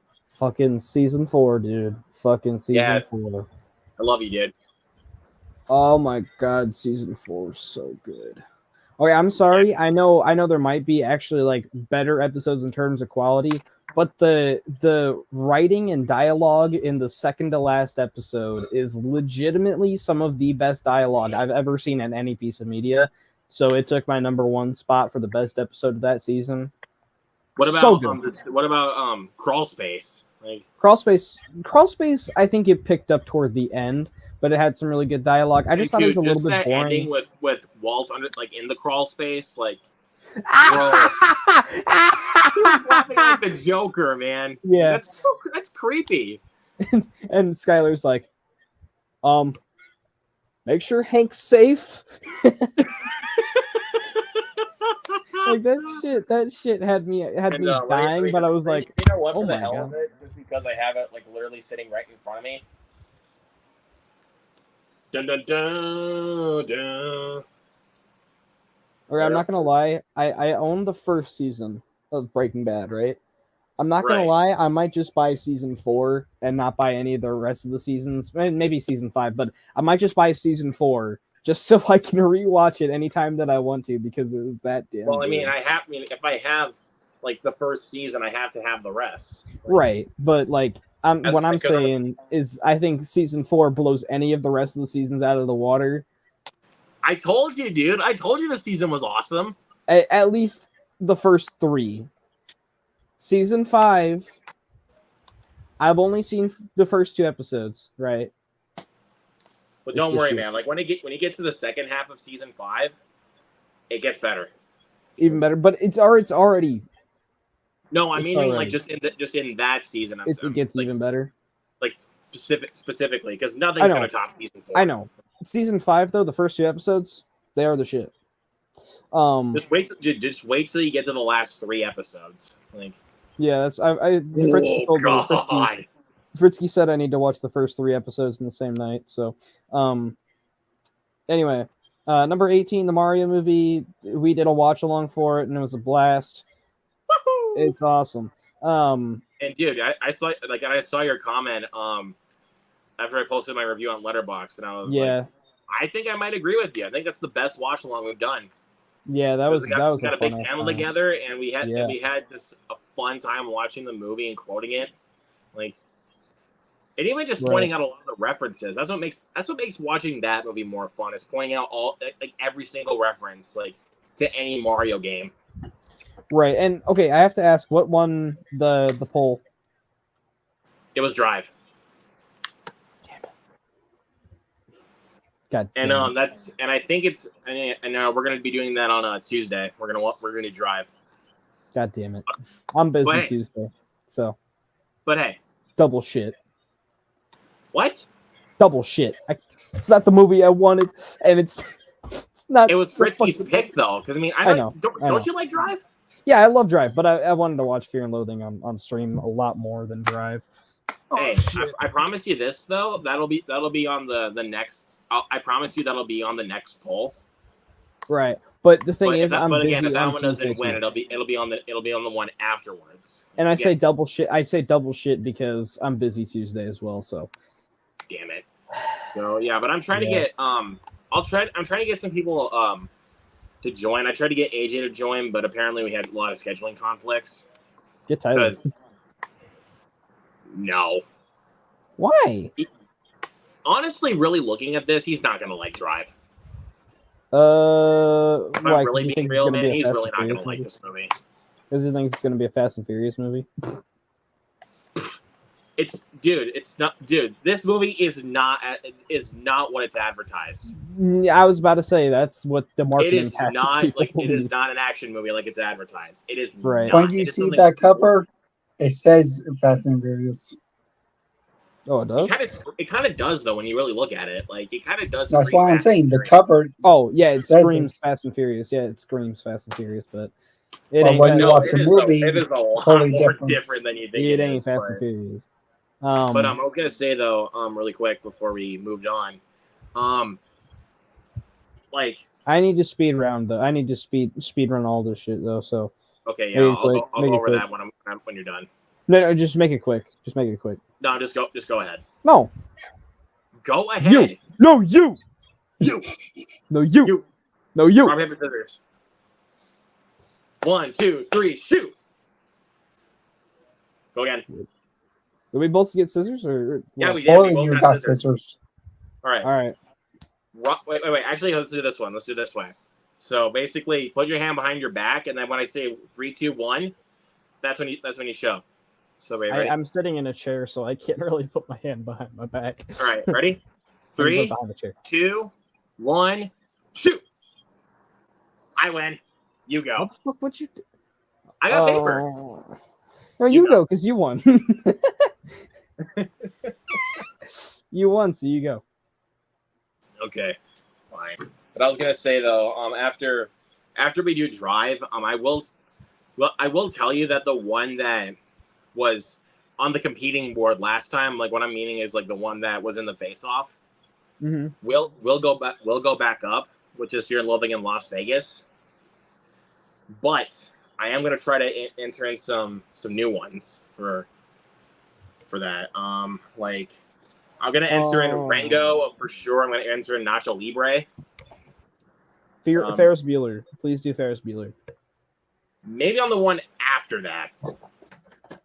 I'll say that. Maybe on the one after that. Okay. Because again, but I think also for the fun of it, I don't know why. I kind of want to do Jay and Silent Bob Strike Back. That would be a fun one. We'd have to do a couple of. I feel like we'd have to do a couple of the VS Universe movies before that because I don't think Fritzky's seen Clerks or Mallrats or Chasing. How about we do Clerks? No, that's not the one I was thinking to do. Why not do one for Ghostbusters? Yeah, that would be pretty fun, but or do you want to wait till October to watch Ghostbusters? It don't matter. It's your channel. It's your channel. You choose. Well, I mean, you're a co-host, man. So yeah, but I rarely show up to shit. So like, You two decide because y'all are the actual co-hosts. I don't even show up to half of the shit, so. But you're still there though. Like this much at the time, this many. I've shown up to 2 in the last the last 2 that you've done, but like. The last 2 that I did. Well, no, you didn't show up to Goodfellas though. I didn't show up to Goodfellas, but you did Scream 6 and Mario, and those were the 2 that I showed up to. And you showed up also for the Black Phone. Those aren't the last 2 though. But yeah, I did do Black Phone. I've shown up to like 2 or 3 in the last couple months. So there you go. That's a better way to put it. Anyways, sorry. Okay. Dungeons and Dragons is my number 17. How am I only at my number 17? And I've been talking about this for like 20 minutes at this point. Sorry. Anyway, that one could go up, honestly, and same thing with Barbie. I feel like this could go up on a rewatch. Extraction 2 as well could go up. But I just think the script falters because I don't think the Russo brothers are very good writers. At least they make just very generic scripts. But, whatever. But you can't deny that they have awesome action. They do, and they have an eye for the camera, but they suck. That's all I'm going to say. They make 2 of the biggest movies of all time, Infinity War and Endgame, and then they say that the theaters are shit. And I want to bash them in the face so bad. In their faces. Here, let's stage it. All right, bring me your face.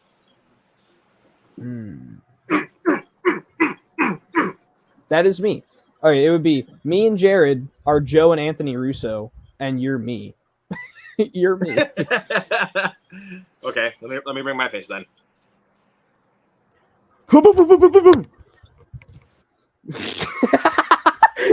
Just God damn it, Bobby! I'll sure kick your ass. I had to, man. We're staging a fight here. Damn it, Bobby. Dude, we were staging a fight here, so I had to do it. Shit just turned into Creed 3 right about now. Anyway. Yeah, so that was my number 15. Scream 6. This is where I get into the 4.5 star movies. Scream 6 is just movies. Yeah, Scream 6 is badass. It's just I feel like some of the Ghostface reveals weren't the best. Like I like spoiler alert for anybody who hasn't seen it, but I like the detective reveal, and I hate Ethan and Quinn because they make no sense at all. Because if you really place out where these ghost faces attack, how the fuck does Quinn throw the black dude in freaking what's your face's apartment? How does that happen? Annika's apartment? No, not in Annika's apartment. Mindy. Yeah, no. Fuck, Gail's apartment. And Gail's apartment. How does she throw the dude that's like 2 feet taller than her, like jacked as shit? How the fuck does she throw her? Or does she throw him? Sorry. How the fuck does that happen? Logic. How does that happen? Anyway. Let's not get too much on a tangent here because that's a good movie. It's a great movie, but there's a lot of problems with it. There are problems, and I will note that. And how did he survive at the end? How did he? How? Critically speaking, on my end, yeah, I mean, I agree. How? I don't know. Throw all logic out the window in the third act. Let's just move past that, please. Because what the movie does right, it does exceedingly well. And what it doesn't do wrong, it does kind of exceedingly bad. But, it's probably... Let's just move past that. It's probably the weakest Scream script, but it's like the best sequel still somehow because it's just that good. If in number 7, if he gets killed, Michael, just kill him off. Yeah, if anything happens to him, you kind of kill off one of the core 4 at some point because you killed off Randy. You killed off Randy in Scream 2, but you're not going to kill off one of his freaking nephews or what his nephew or niece in Scream 6, like, okay. I feel like it would have been a perfect time to kill If I were to be Chad. honest, I mean, I was honestly thinking like why they didn't kill him off. I kind of feel like they still have a little bit more story to tell, a little bit more with the core 4. Like, yeah, but if I'm being honest, like, I hope then they shouldn't have stabbed him anyway. Yeah, they if they're going that route. They shouldn't have turned him into Swiss cheese twice. Scream 5 and Scream 6. Honestly, I kind of felt like Radio Silence just wanted to fool us a little bit. Radio Silence isn't in charge of Scream 7. They wanted to make us. They wanted to fool us. Right, and they're not part of Scream 7. And hopefully Christopher Landon brings his nutsack into the mix. But like, don't do another We Have a Ghost. Exactly. Don't do that. Don't do another Scream 3 either, because this is supposed to be like a year, like a gap between Scream 6 and 7 because of the writer's strike and shit. But like, just don't do another Scream 3 and don't do another We Have a Ghost, and then we're a-okay. Anyway, yes, and take some balls with it. Go with it instead of doing the exact same stuff. I know Christopher Landon has balls. Like, I know that. You turn Vince Vaughn into like a 15-year-old girl, so yeah, he's got balls. But yeah. Anyway, you know what it is. 13 is A Man Called Otto. It's just unfortunately that one got bumped out for me. Feel good movie of the year for me, honestly. It's still really good, but honestly, it went down thinking about it. But don't get me wrong though, it's still really good. I got you. But yeah, I watch it a lot with my family. Surprisingly, it's like it's not even a very rewatchable movie, but my mom and dad thought it was okay. They just thought it was okay. That's what my mom said. Oh, so, okay. I asked her, I told her that I saw her watching A Man Called Otto the other night when we were out at the flea market, and she said, and I asked her, so what'd you think? She was like, it was all right. My dad actually loved the movie, and he doesn't like movies very much, so I was surprised that he liked that a lot. My parents my dad thought Knock at the Cabin was okay. I took him to see that. Yeah. And I realized that was a bad mistake. Because our parents don't have tastes. Well, to be honest, man, kind of thinking about that movie's kind of fucked up. Like, if I'm being honest, that movie is kind of fucked up. I mean, the freaking plot point about a homophobic dude.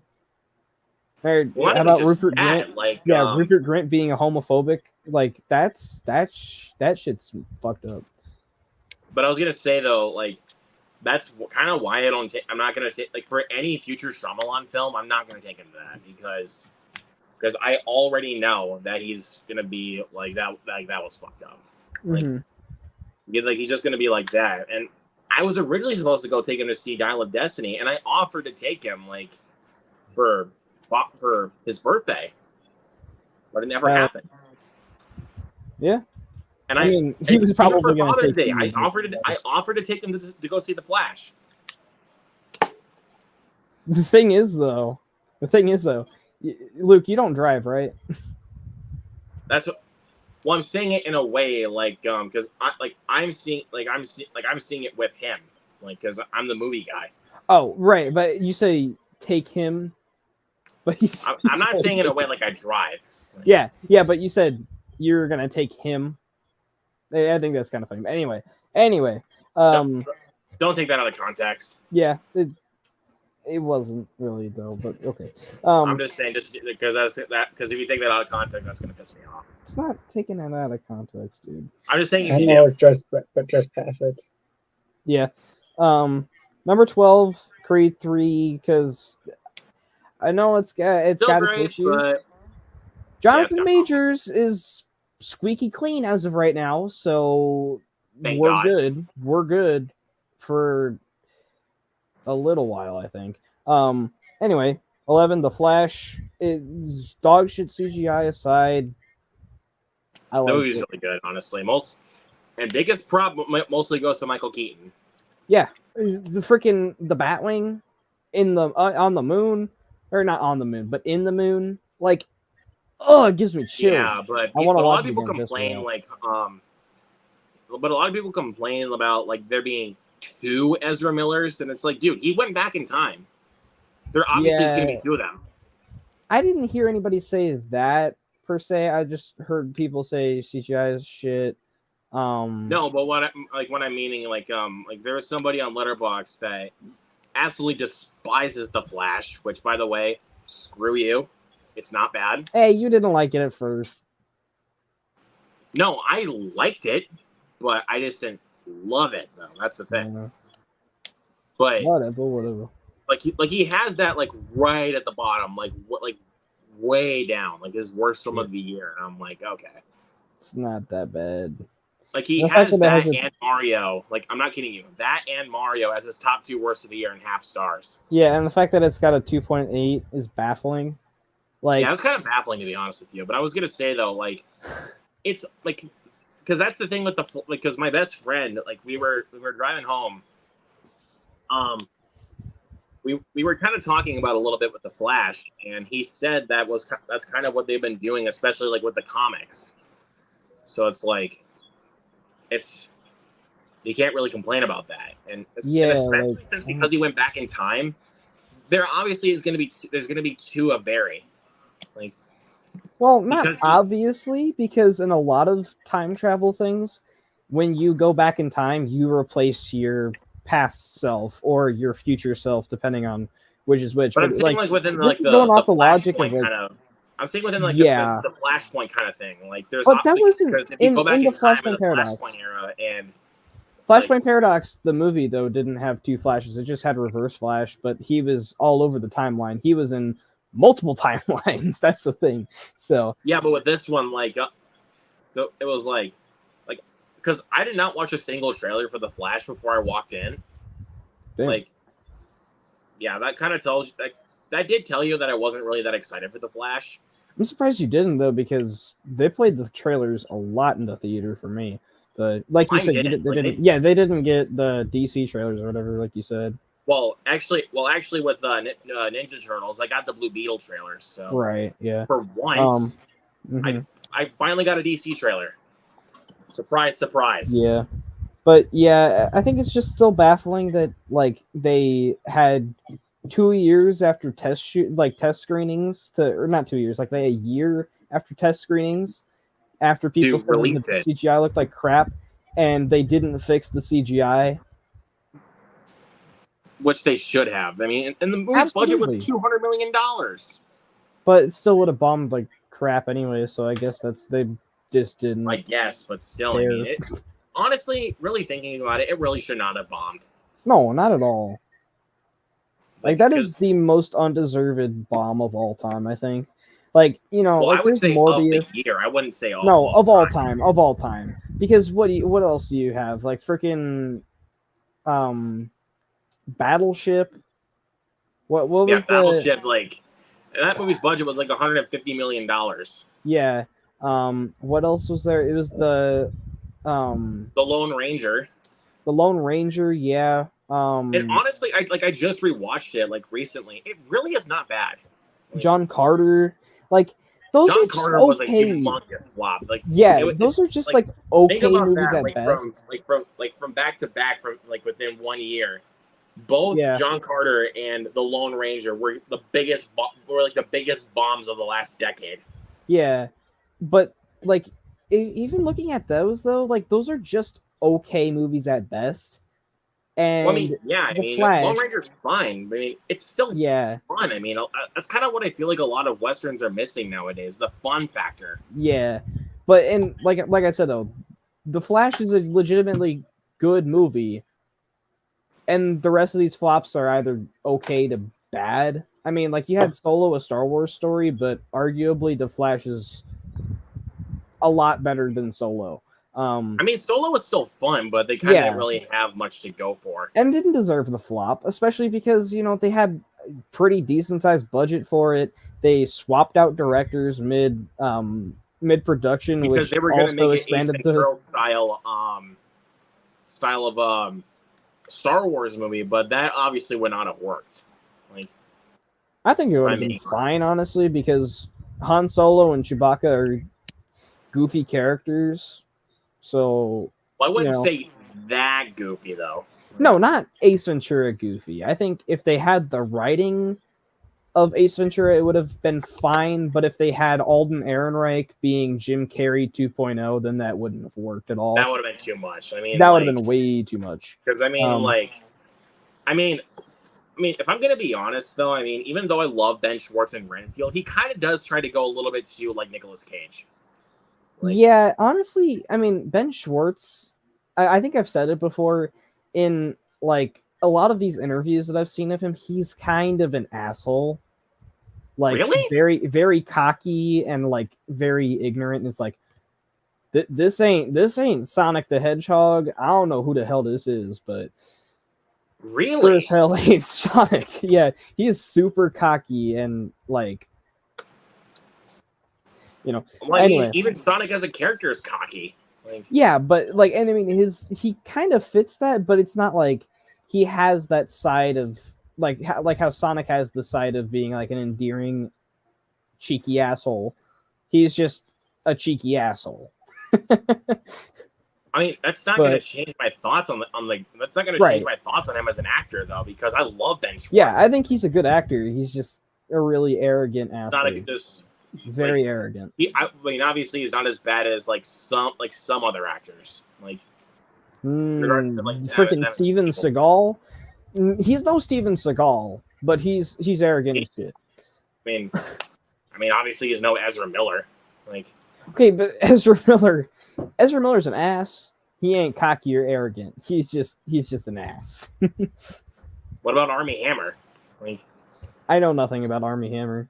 I gotta be honest. But there was like a lot of controversy surrounding him, so that's why Death of the Nile got delayed so much. Well, because people thought he was a cannibal. Duh. That's what I was saying. Yeah. I haven't read too much about it though, but it's like, but when I look at, like, honestly, like when I look at Armie Hammer in a film like The Lone Ranger or The Man from U.N.C.L.E., he seems like a nice guy.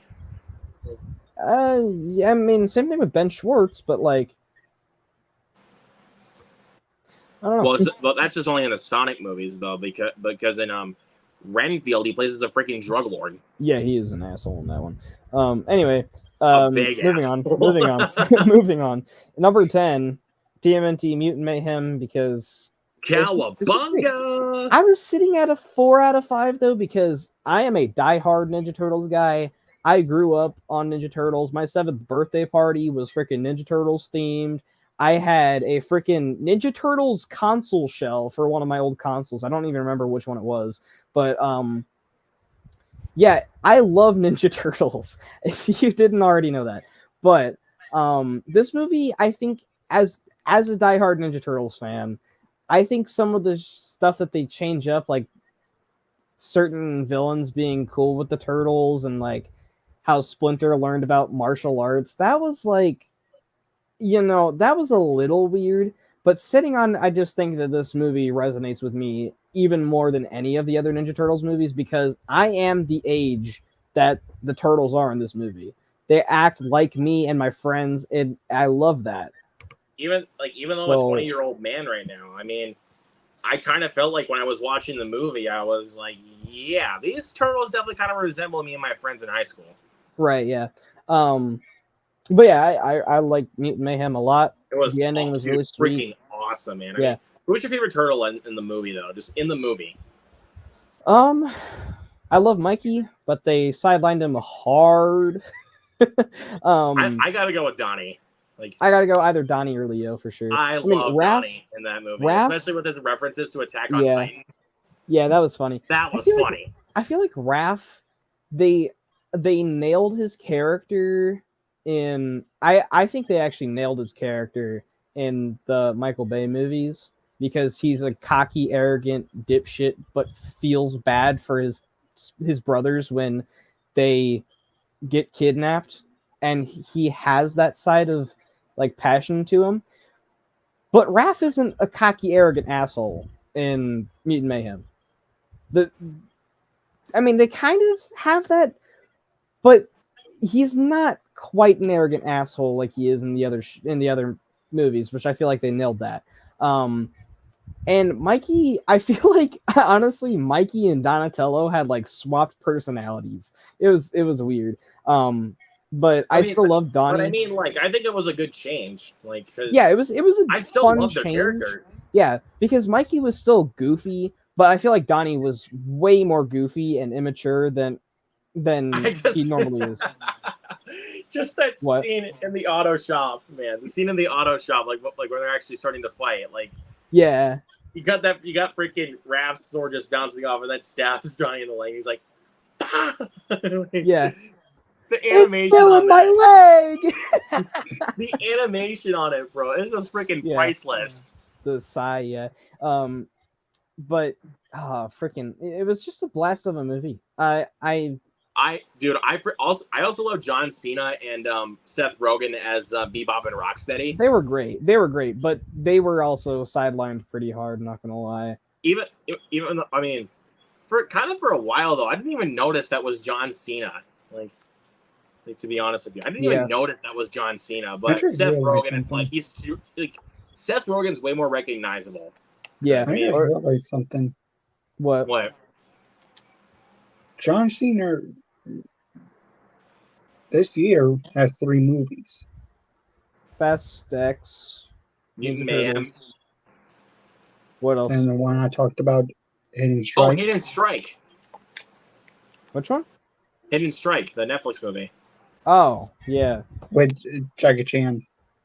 Yeah. But as I was saying, anyway, the Raphael thing, I feel like he's not been represented the way that he really should be lately, especially in some of these TV shows. In the Rise of the Teenage Mutant Ninja Turtles movie and the show, actually, because believe it or not, that was a Nickelodeon show, and then they just made a movie to like be the finale or whatever. I think that shows shit because they screw up the turtles. Mikey is and Splinter. And Splinter, yeah. Mikey is an annoying little shit. Raphael, they screw him up. They literally make him like they literally make him a freaking Hulk character. They made him the Incredible Hulk. Let me show you this. Like, I'll be honest though, like some of Mikey's dialogue in the Michael Bay ones was kind of funny, but for the most part, I found him annoying. And Splinter is way worse. Getting hard. That was dumb. Look at fucking Raphael. Look at this shit. Ew. Look at it. Ew. There. They made him Hulk. They made him the Incredible Hulk. Why? Gross. Why? And don't get me on Splinter. They screwed up Splinter. And they made Donatello look like a freaking woman. Like, Donatello looks so much better in freaking Mutant Mayhem. yeah, and like they honestly, again, like that's something I loved about the movie. They actually look and act and sound like teenagers. Exactly, and it actually lives up to the title for once. Yeah, and Rise of the Teenage Mutant Ninja Turtles just doesn't get that at all. Anyway, yeah, I feel like Raphael just isn't represented properly as of lately in the Ninja Turtles shit. But he's still a great character. Not my favorite by a landslide in this movie though. It's either Donnie or Leo. They're just great. Donnie I freaking love Donnie. Yeah. And also he kind of reminds me of me sometimes. Like Donnie. I'll just do stuff while listening to music. Like, yeah. He does remind me of me sometimes. I mean, I think I remember even at one point I just slept like I just went to sleep with my headphones on. Like, yeah, I've done that before. So. People do that, yeah. So it's like, yeah, it's like, dude, you're so mean. Like, in some ways. Yeah. Don't take that out of the context. Okay. Anyway, yeah, I also love the soundtrack in the movie. It's just freaking great. The old hip hop is my shit. Here's what I said about Splinter. That's why they made him. Yeah.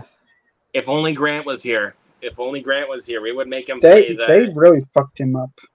They've screwed him up in Teenage Mutant Ninja Turtles 3, the Turtles in Time, whatever you want to call it. Whatever it's called. They screwed him up in that too.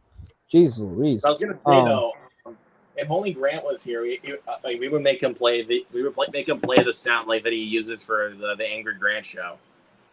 What is that? Fuck yeah! Yeah. The glass breaks. Yeah. Anyway, number 9, we have He's one mean motherfucker you did not want to mess with. Cecil! Yep. Sisu, baby. Great movie. I feel like we've talked about it enough today, though. Talk to Me. Again, we talked about it a lot already, but I just saw it today. My thoughts are fresh. Damn good horror movie. Luke, Talk to me. Talk to Me. Damn good horror flick. And Luke, if you could drive, go see this before anything else. If you could drive, just go see this freaking movie. I wish I did, dude. So good. Because, like, honestly, like right now, like I'll tell you this right now. If I literally had a genie, like right in front of me right now, if they granted me 3 wishes, I would say my first wish would be to get a driver's license. Have you gotten like your permit or like done the driver's test or anything? No. Oh, not at all. Like I've done practice driving. Oh, practice driving. Okay.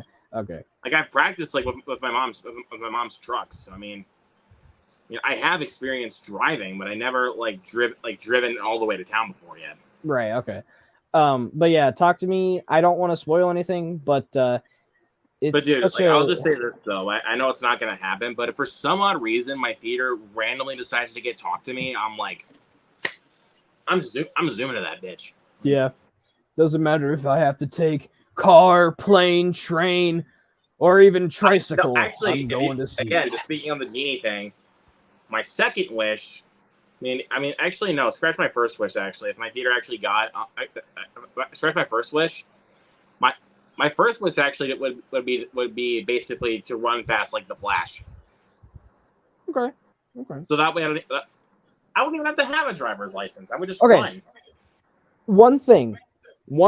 I don't want to knock your wish, but the thing is with the Flash is that he doesn't run that actual speed. He slows down time to an almost near halt, and then he runs at normal speed.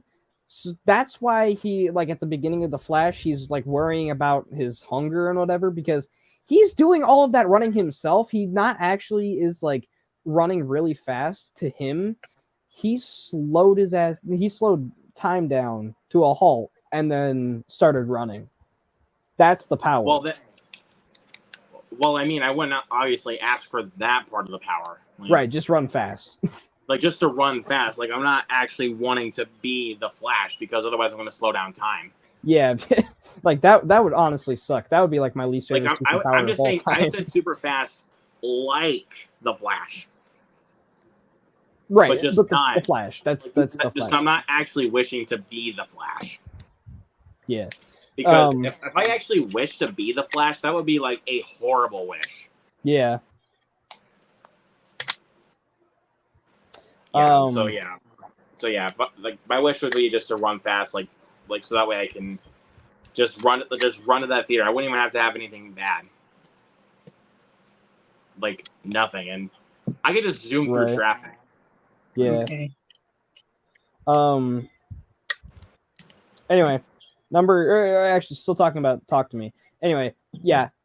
This movie is damn good. Jared, if it's playing in any theaters for you, take your ass and go see it. Is that damn good? Oh well. Talk to me. Talk to me. That's the movie.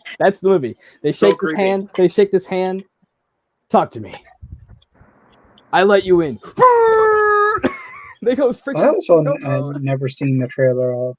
I've seen good photos, I only saw this much of a trailer, and I was like, I'm sold.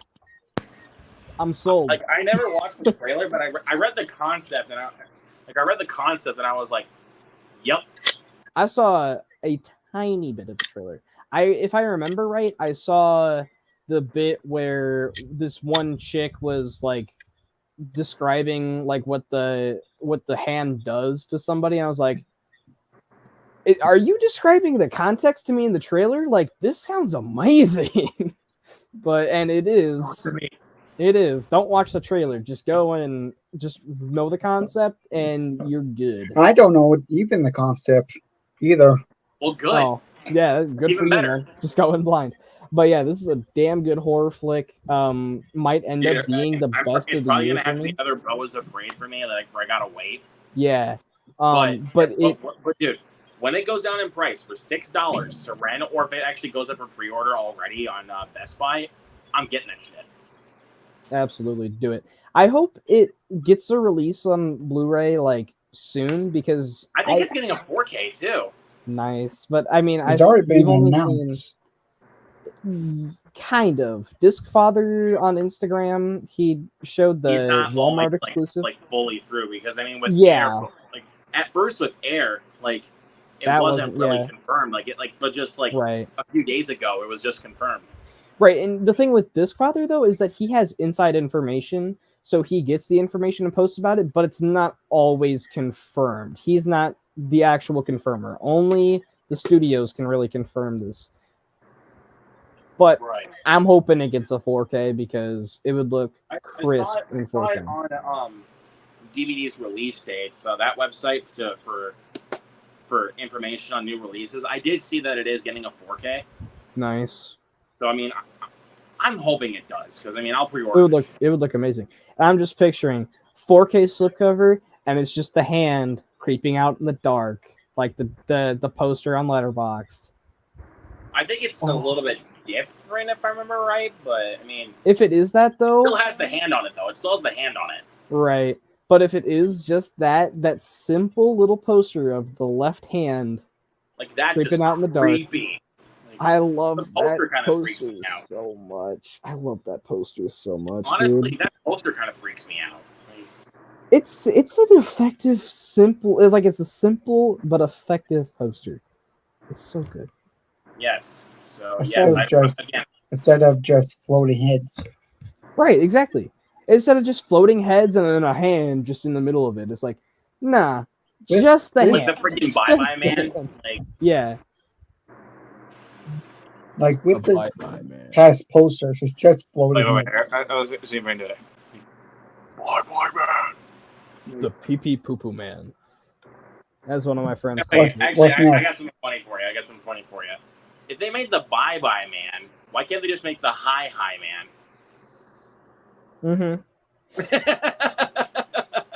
Where's that at? But anyway, Talk to Me. It could end up being my favorite horror movie of the year. That's Again, it. but Huh? I would, but honestly thinking about it, yeah, I mean, for you, yes, I could see that. But I mean, I love Evil Dead. Delvin mentioned one horror film that might be interchangeable with him. Yeah, I love Evil Dead, and I'm about to get to that. But Evil Dead Rises is my number 7. But I love Evil Dead. But freaking Talk to Me, dude. Talk to me. I let you in. Talk to me. I let you in. I love this movie. Talk to me. I let you in. I think we're getting a lot of it is sidetracked. Basically, Like there's two of us that haven't even seen Talk to Me. And Yeah. It's like we're still just And you're- talking about it. Fangirling about it already. Because I already know it's gonna be freaking great, man. It's so good, dude. It's so good. I loved it. Really, dude. I'm tempted on Dude, bumping it up just a little bit. if Honestly. anybody from my that works at my theater is watching this, Talk to Me. Please. I don't Please. think they fall on here. I'm just saying if they do though. I don't know. Like if they're watching, just screw whatever's coming out on September 8th with freaking My Big Fat Greek Wedding 3. Just Talk to Me. They're getting what? Yeah, I said what I said. Big Fat Greek Wedding 3, but they're not getting Talk to Me? Say what now? I mean, hey, they're at least getting Equalizer 3. That is true. That is true. Like, Fair play. I'll give you defense on that one. It's at least getting Equalizer 3. And I'm hoping, because that's the plan for me before I head out of town on Friday, to go see Last Voyage of the Demeter on Thursday. Yeah. Sorry, I was sending my friend a snap. What the hell was that? All right, look. My friend's talking about doing band camp, and I was like, "Are you ready?" He was like, "Are you ready for band camp?" And I was like, "Not in the slightest." And he said, I am. And I said, you know, this one time at band camp, and he says, I shoved a whole flute up my pussy. And it's a dude. It's a dude. I thought it was from American Pie. Yeah, it's from American Pie. But I snapped him and I said, you know, this one time at band camp, and he just my pussy. Motherfucker gets me.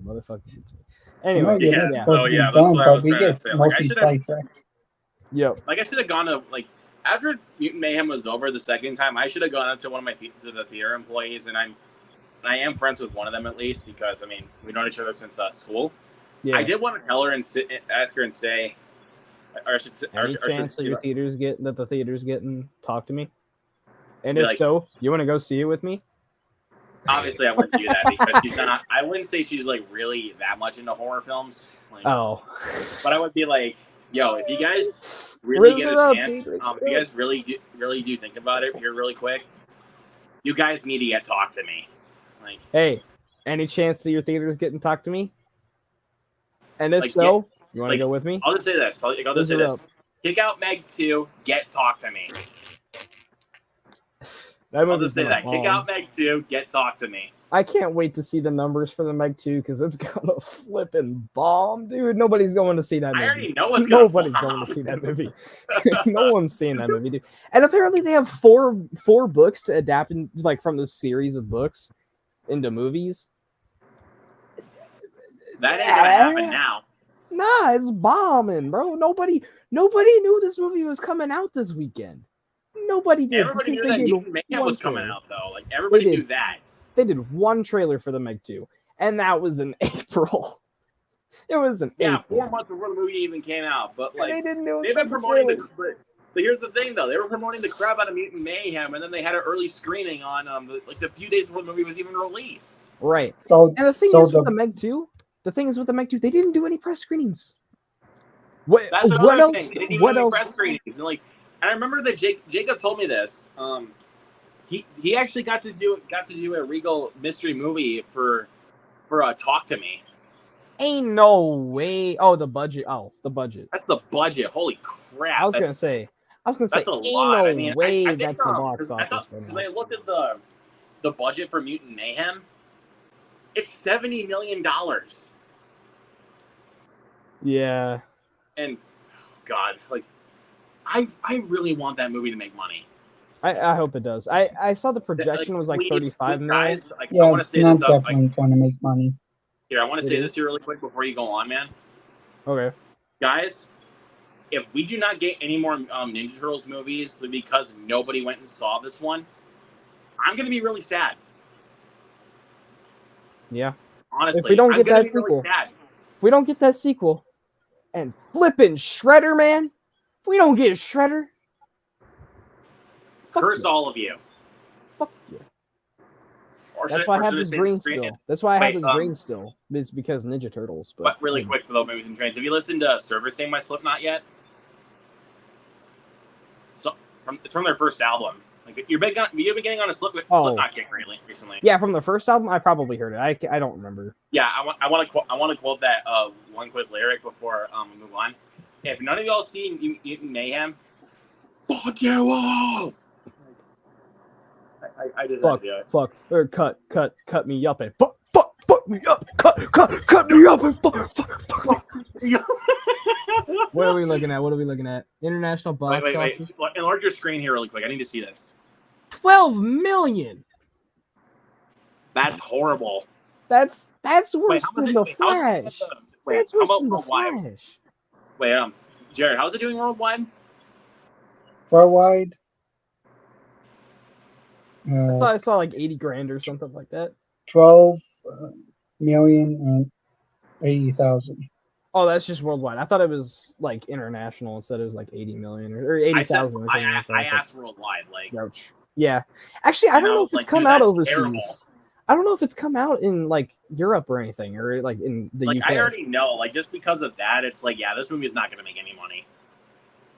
I mean, like, it'll make money, but it will not make back its budget. Nah, Meg 2, no. Dude, I mean, Barbie, actually, I don't. Look at Barbie. Like Barbie is like really making back its budget. Isn't that one like $850 million at the box office right now, or something like that? It's over $1 billion. Like honestly, It's over $1 billion. Dude, like, It's Barbie's going coming for Mario, or... dude.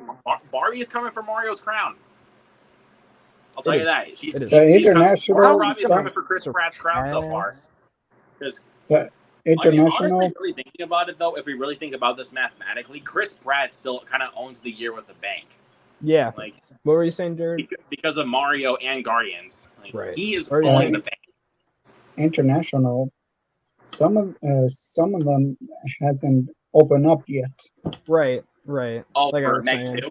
Right. Yeah, for Meg 2. I feel like that's going to be a huge hit in China because I think the Meg, the first one, made like half a billion, and that was that almost made like half $500 million. And China, they love their dumb movies. They love the Fast and Furious movies. They love the Meg. That's why Fast X did so well overseas and not in the U.S. Right, and it's also why US, F9 performed horribly. Yeah, and that's why F9. That's also kind of why Vin Diesel's mad about Here's the first Meg. The first one, yeah, it's $500 million. $527 million. Yeah, $500 million. Yeah, and it hasn't. It only said and the Meg 2 hasn't opened up in China yet. Right, and that one said domestic wise, 140 mil, right? 145 million.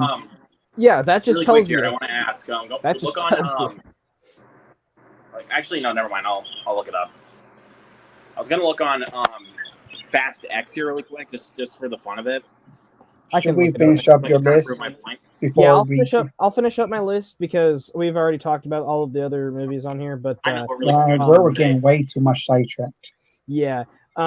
So yeah, Talk to Me is my number 8. Evil Dead Rise is my number 7. I could talk about Talk to Me all day and night. I could probably talk anybody's ear off of that, especially if I can get into spoilers with somebody.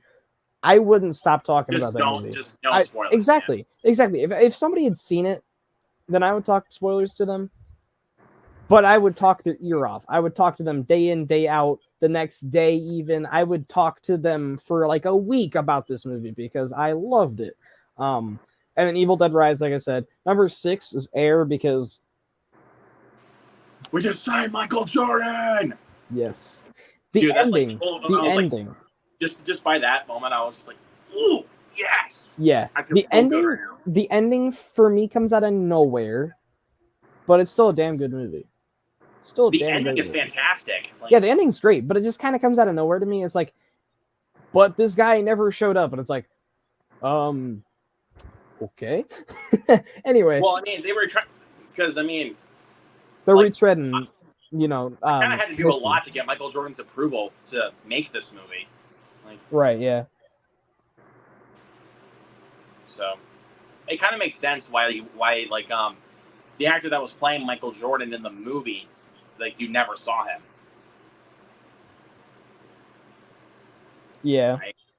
Yeah. I was snapping somebody. No, I was snapping somebody. Snapping the. I thought for a second that we lost you. I shoved the whole flute up my pussy guy, but. Anyway, yeah. Diarrhea. Yep. Anyway, 5 Guardians 3, 4 Across the Spider-Verse, number 3 Oppenheimer, 2 John Wick 4, and MI7 is my number 1. Again, my top 3 are the most interchangeable. But I was gonna say though, like the reported budget for Fast X was $340 million, and it only made like 500 million or something like that. Well, worldwide it made $704 million, but U.S. it only made $145 million. Right. That is horrible. Yeah. Well, I'm gonna head out of here. Yeah, I think we should probably go for a night. No, you guys can go on. Yeah, you guys can stay on as long as you want, but I'm out of here because I'm hungry. I'm hungry. I haven't eaten dinner, so. Catch you later, my boy. Peace. Catch you later, motherfucker. I'm gonna do the dude disappearing meme.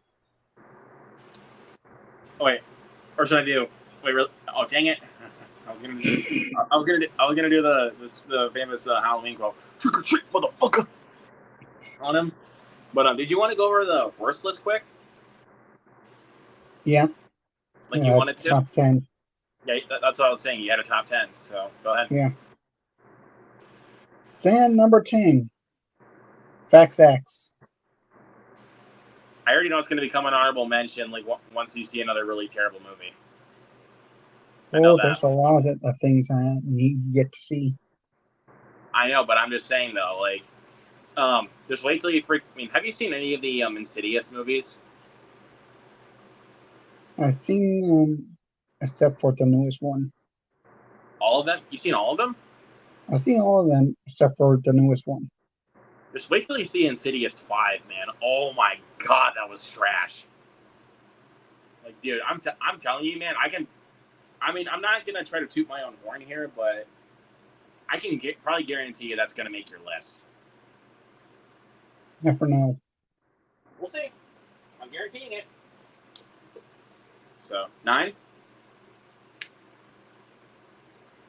Peter Pan and Wendy. Sorry, Grant. It's not a masterpiece. I think that's the way him and that you and I are gonna pick on him about is Peter Pan and Wendy, because it really is not that good. No. It's kind of bad, honestly. Really thinking about it, it's kind of bad. There's certain stuff I do like, but most of it is not. I mean, Jude Law's Captain Hook though was like the best part of the entire movie. Like, I say it was decent. he was my favorite part of the entire movie because and that was the one thing I was looking forward to out of that movie was Jude Law playing Captain Hook. But Peter Pan in that film is such a dick. Like it was to a certain degree, like where I could not stand him. And like I know he's arrogant, but it was just in this one I really could not stand him. So yeah, just don't be like, oh, we're just saying it because of the book. No, I'm saying it because it's my opinion. But that should just be a T-shirt now. Like they're saying this because of blah blah blah, and I'm saying, and the response is no, I'm saying it because it's just my opinion. That should be a T-shirt. Respect my opinion. That should be it. Yeah, respect my opinion, bitch. No, just say respect my opinion. Anyways, 8.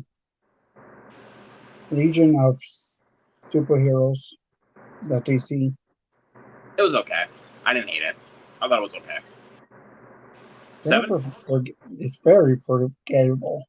Yeah, it's pretty forgettable, but I mean, I don't hate it. Honestly, I don't hate it. So, I thought it was okay.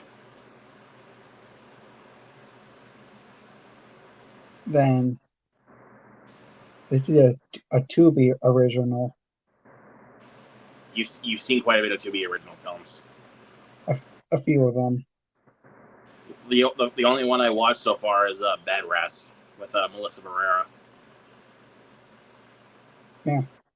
That movie actually was not bad at all. Like that was actually a good movie. And that is Murder F Kill. Murder or Kill. Yeah. What? But they actually censored the F. They actually censored fuck. They did. Yes, they did. They actually censored. Oh, Mary fuck kill. I thought it was murder. Because the way it came off for a second, I thought you said murder. Mary. Thank you. Okay. Anyways. Then Fear of the Invisible Man. Yeah. Not gonna watch that shit. I'll tell you that. I tell you, I was bored with this. What? The Fear of the Invisible Man. I was so bored with it. I'm sure you were. All right. 5. There's really nothing going on with it. All right. Yeah. 5. Marlo. I tried. Huh? I tried. Yeah, Marlo. You wanted the digital code for it, man, so I gave it to you. There was one good thing about it, but I mean, yeah. but I will go back and rewatch it again. It's not great, honestly. It really isn't. It's all right, but yeah, that's all I can really say. It's all right. 4. Another Tubi original. Are the last 4 Tubi originals? No. Okay.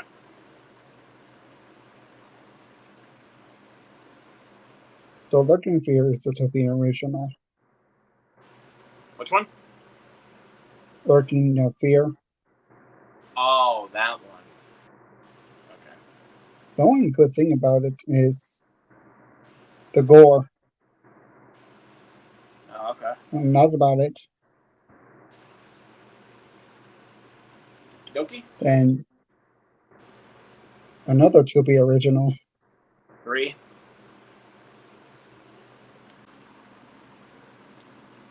Amityville Curse. Worse than Amityville Karen? Or no? It is close, but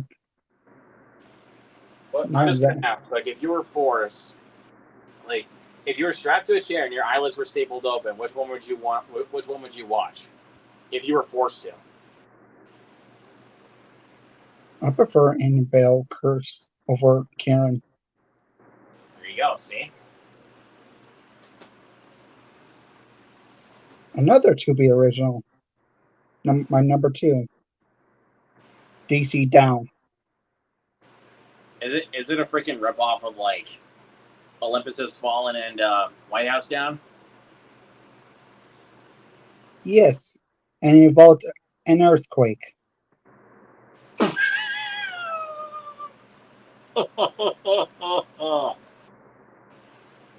Sorry for the really cringy face.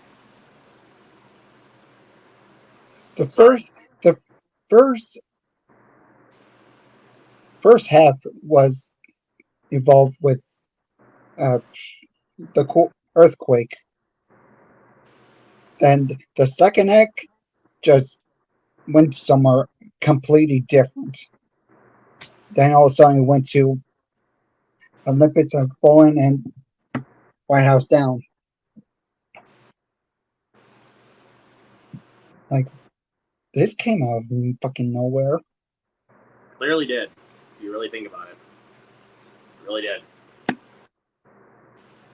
All right.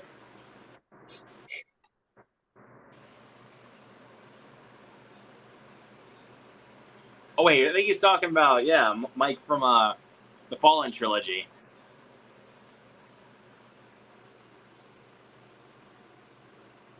I think that's what he's talking about. Is that right? It's been a while since I watched the Has Fallen trilogy.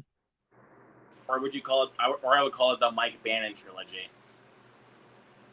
It makes more sense Has Fallen trilogy because they have all 3 of them. It says Has Fallen. Makes sense. All right, number 1. This is not a Tubi original. I was thinking it was for some reason. No, it's The Weapon. The Weapon? Yeah. All right. There you go. Not really. All right, I'll go over my list. So from 10 to 1. So number 10, Noise. Number 9, White Men Can't Jump. Number 8, Praise This. Number 7, Insidious, The Red Door.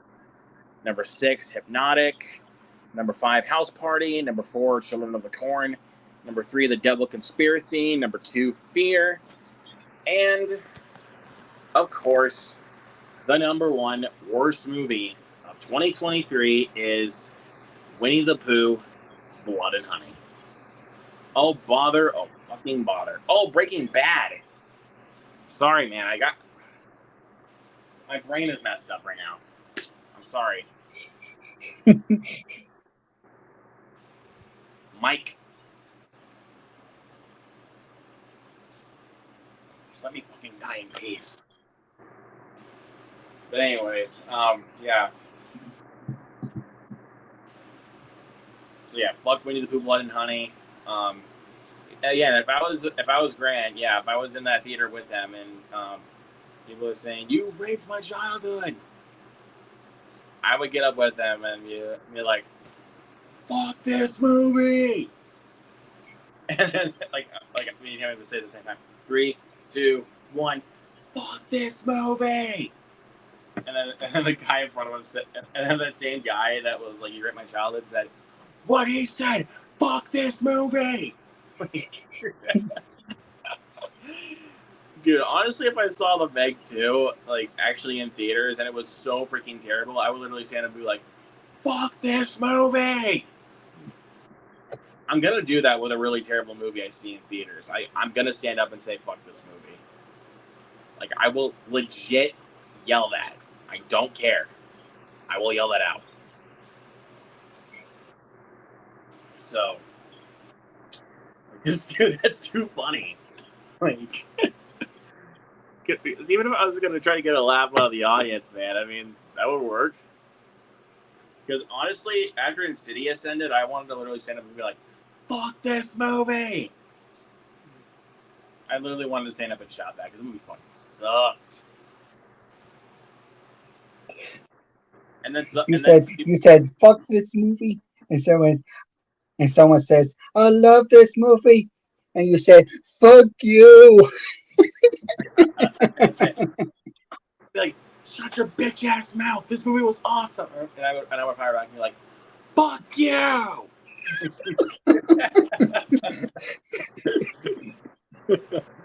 Like, that's the best way to do it. Like, because someone says, like, "Shut your bitch ass mouth up! This movie was awesome." I'm gonna fire it back and be like, "Shut the fuck up, man, and fuck you!" Like,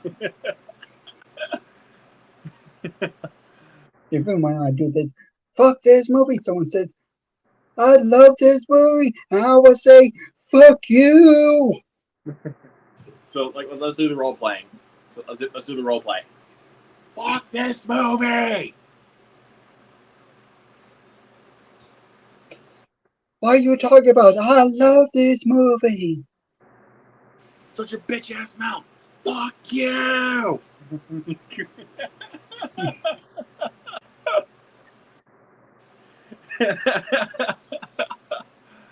Oh god, I want to do that. Like, I literally want to do that. Like, to do a really bad movie and just stand up and just say, "Fuck this movie." Like, because honestly, when I was watching River Wild the other day on Netflix, the new one, I literally, like, I could not finish it. I was just like, "Fuck this movie, done." Like, I was like towards the end of it, and I was just like, "Fuck this movie, done." And I only got like 20 minutes into Highlander 3, and I was just like, done. I know you told me that. Yeah, because after how bad Highlander 2 was, I was like, I'll give this a try, and if it's... Nope. Done. I mean, even, like, honestly, if it really is just that bad after just, like, a few minutes or so, I'm just like, done. Like, let's do that. Take my ring off. Like, ready? 3, 2, 1.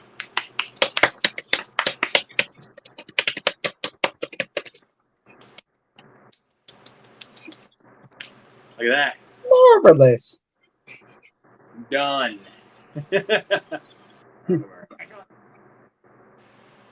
I just only put it back on because it was like I don't want to like bruise up my hand. Because again, you could cause some bruises if you hit somebody with this thing. All right, wait. Bring me your face. Bring me your face. Yes.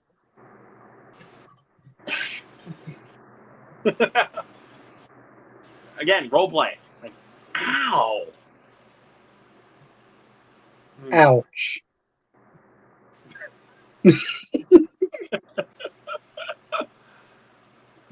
What? What? Ouch.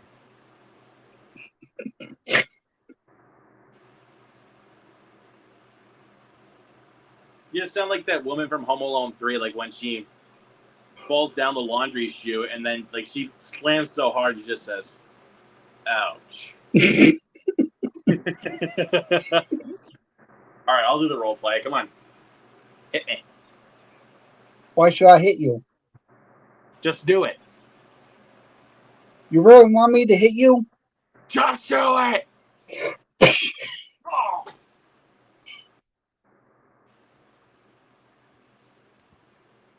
Yeah, you're a good slapper.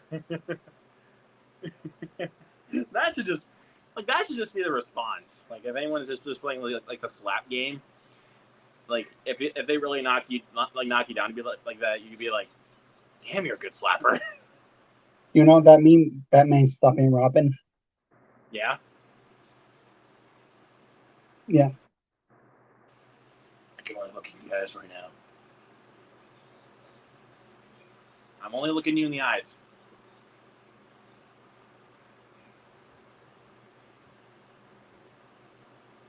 I'm still looking at you.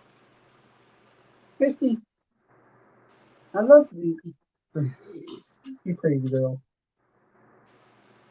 My head may not be turned exactly where it is, but I am looking at you. Misty, come on. That'd be like you turn your head like this, but I'm still looking at you. It's like you're working at the theater and like some people are supposed to be leaving, but you turn your head like this, but your eyes are still looking at the people that are supposed to leave, and they just run right into the movie that they're not supposed to be seeing. Like they just snuck in.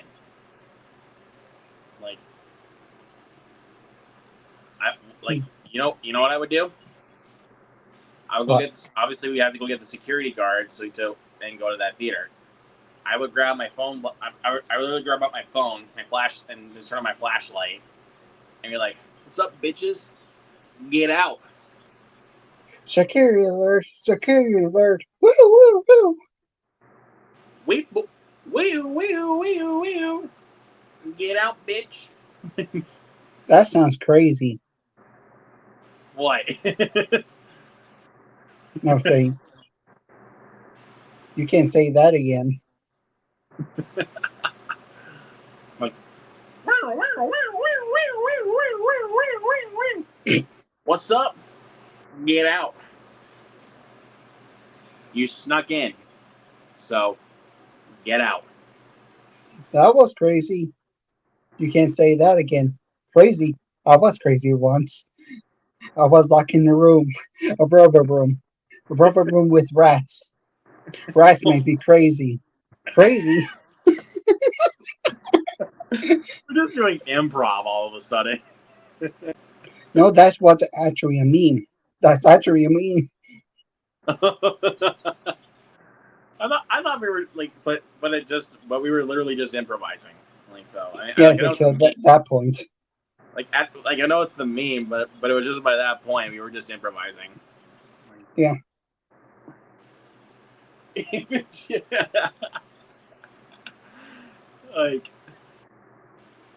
like I would just honestly, if I was working in the theater and somebody was not supposed to be in that spot, or they were supposed to leave, or they're being disruptive, I would sneak up on them and be like, "Hey, come with me." And then walk them and escort them out, and then get them out, and I'd be like, "See ya." Get out. See you later, punk. You're like, see ya. Get out. You're on a Get little- out. Like, how does that like? Get out.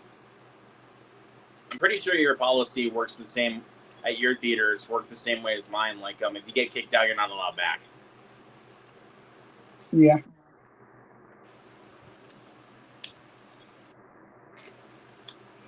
Like, what would you do? Like, if you were the manager at the movie theater, like let's put you in that scenario. If you were the manager of the movie theater and you were standing in the corner, like, of the exit, like, you know, just in case of emergency, like the emergency exit of that theater, and you were watching everybody in the theater, what would you do if you saw someone throwing popcorn at another person? Like, legit, just like grabbing their popcorn out of their bag and just throwing it at somebody. Give them a warning. How If they do, how many before you kick them out? Huh? How many? Like, I should have actually specified how many warnings before you kick them out, like on your radar. I'll give them one warning. If they do it again, throw out. Like, it's gonna like, I'll be like, hey, I see that you're throwing popcorn at this person. I'm gonna give you a warning. Next time I come up here and I see you doing it again, I'm kicking you out. And then you go back down, you watch him again, and as also you're watching the movie.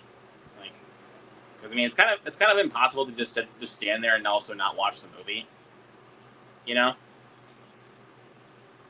But you see that happening again, you're like, what did I just get done telling you? Come with me. I told you. Just stop doing that. Since you didn't follow directions, get out.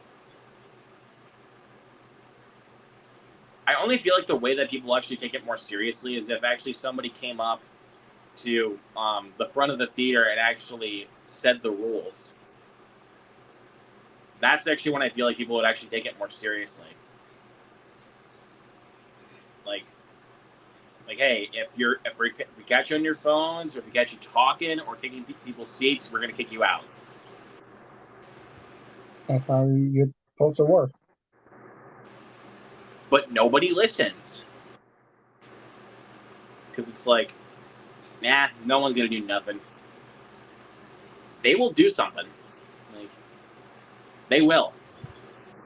Because I mean, hey, like, if I was working at the movie theater, I'll tell you this: if I was working at the theater, and obviously that'd be stuff you have to go through, and of course people are gonna be filing complaints, and then like, and somebody's like in the middle of the movie, someone's gonna come up to you and be like, hey, this person's being really loud. Can you come tell them to stop? I'll be like, okay. Where are they at? You gotta ask them where they're at though, because you don't know, like, what seat they're at. So you gotta ask them where they're at. All right, and I'll be like, okay. Hey fellas, this person told me that you guys are being really loud. Can you guys like tone it down a notch? Look, I'm just gonna let you off with a warning this time. But actually, here's another thing. If they talk back to you, like if you're just trying to warn them a little bit, I'm kicking them out. Like, that's be like, excuse me? I work here at this theater. You do not own the place.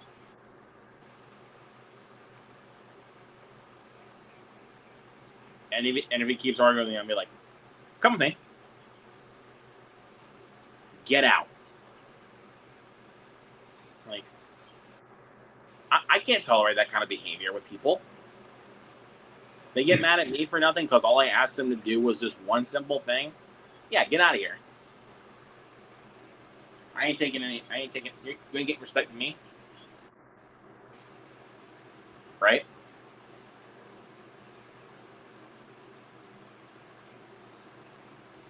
like what would you do? So now let's put you in the audience zone. Let's, like we both are. Like we're both just audience members for movies. Let's put ourselves in that scenario. What would you do if somebody in front of you was just talking and blabbering out loud throughout most of the time? And it was just like, and you go up to them at least once before. Like at least once. And you ask, hey, you're being a bit too loud. Can you please be quiet? I'm trying to watch the movie. And they talk back. And be like, sir, please, I'm trying to actually watch the movie. Please be quiet. Like, no, fuck you. And I'd be like, that's it. Like at that point, I'd be like, yeah, I'm getting somebody. This is fucked up. Because again, all I'm asking is just one simple thing: be quiet.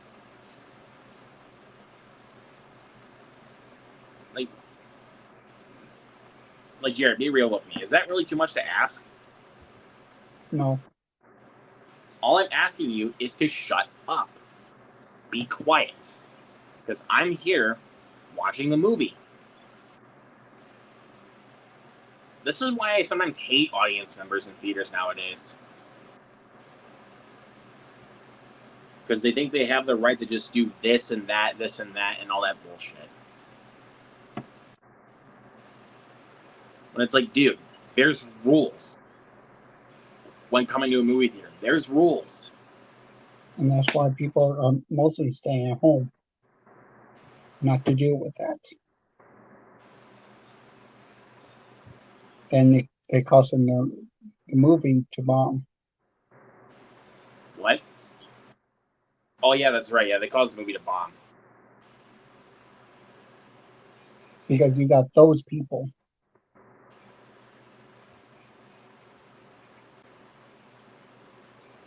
And when you kick them out, man, I'm just gonna say this: if we kick people out of the theater, like if we're working there, they don't get a refund.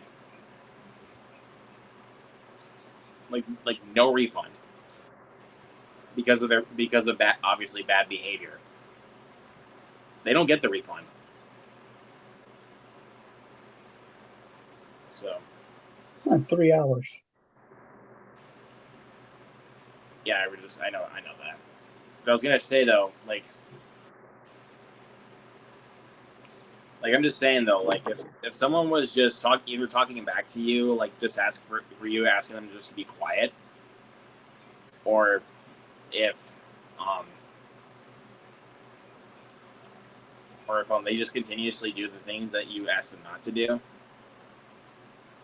just kick them out and they don't get a refund.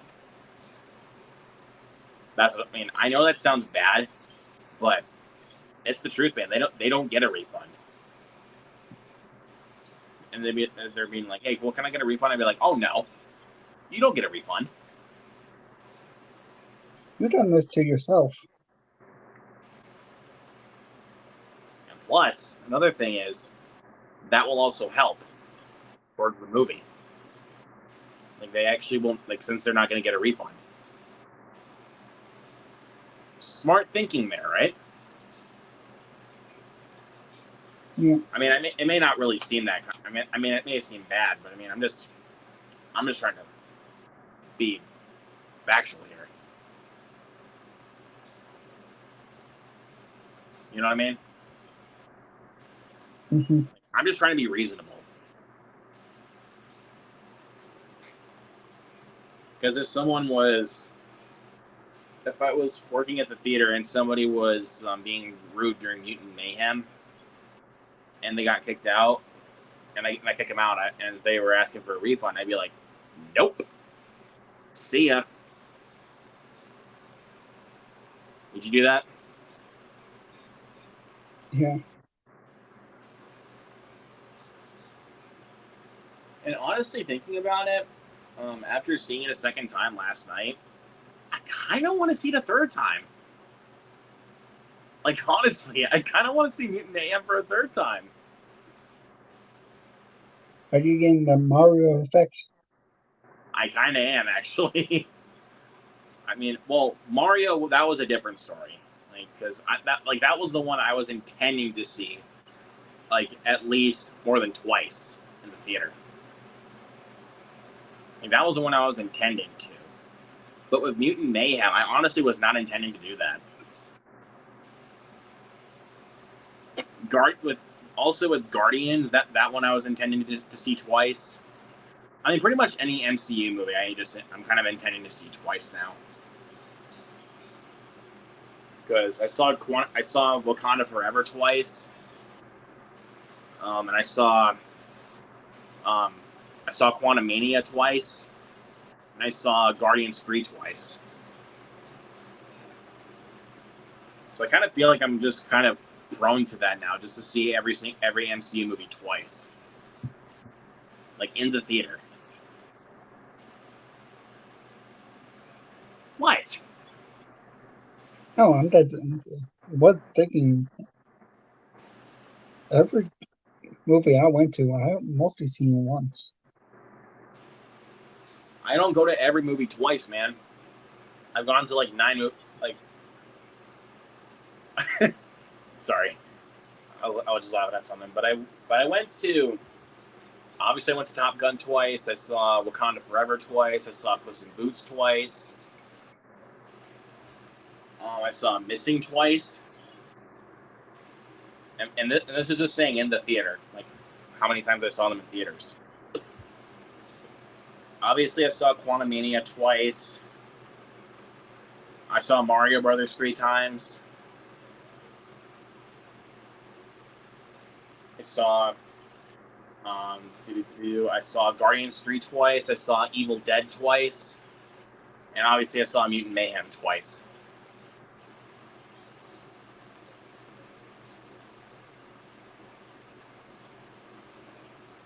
Like, and again, I don't know why, but I honestly want to go see Mutant Mayhem a third time.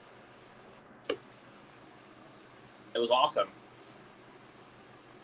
But obviously, I need to go see Last Voyage of the Demeter first before I can really say that I'm going to go see Mutant Mayhem a third time. What are your thoughts on that one? Are you wanting to see Demeter? Or are you just kind of, eh? I don't know yet. Well, have you seen Scary Stories to Tell in the Dark? Yes, I do own it. It's from the same director as Scary Stories to Tell in the Dark. Does that Where's help? that sequel supposed to happen? Yeah, I don't know where that sequel was. I mean, honestly, I wouldn't mind that. Because, I mean, Scary Stories to Tell in the Dark is actually a good movie. Like, it's good. After it came out, they were in talks. They were in after talks that, to do a sequel, but then it was just like, where did that go? Then it went silence.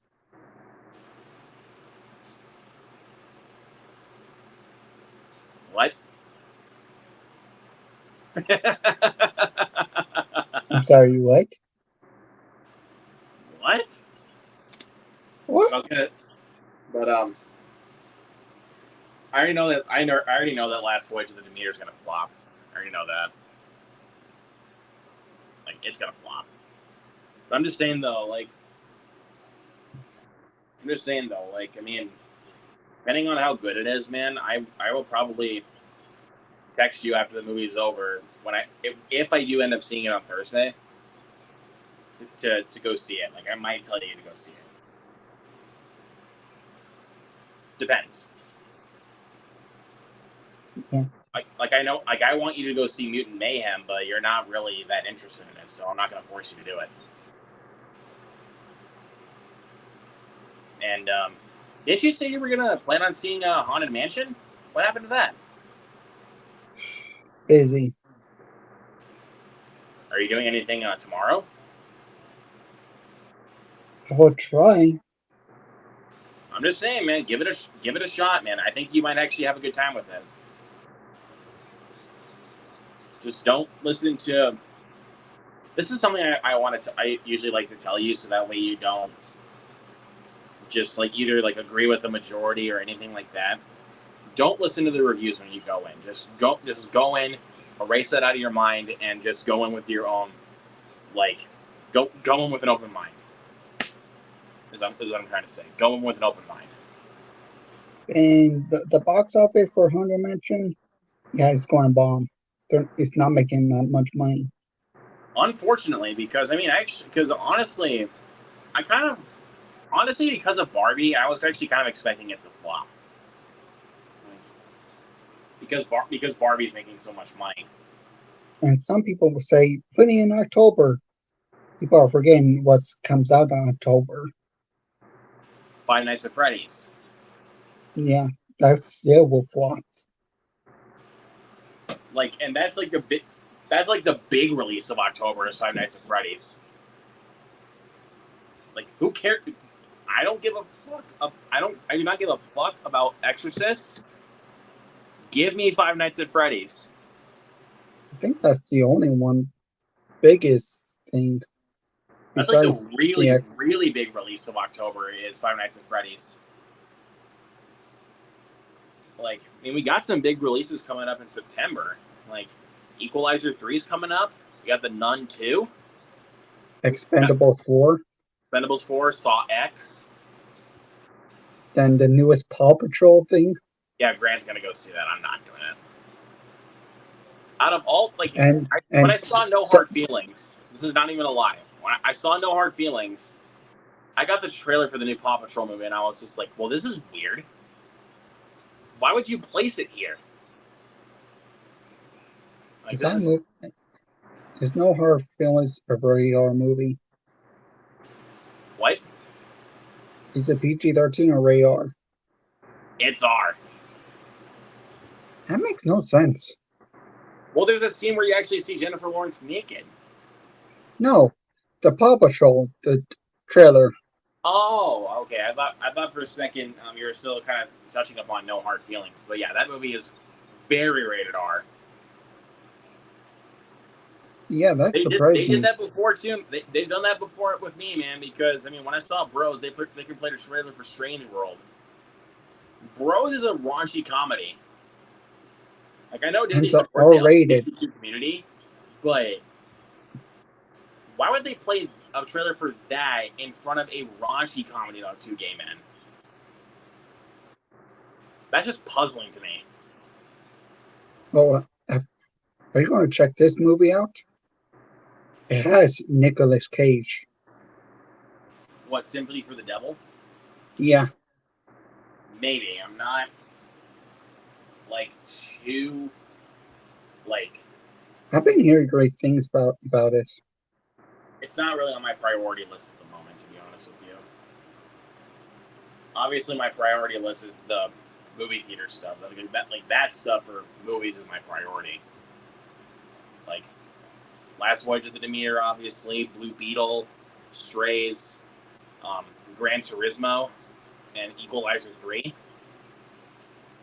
Like, those are the ones that are, like, legit, like, on my radar.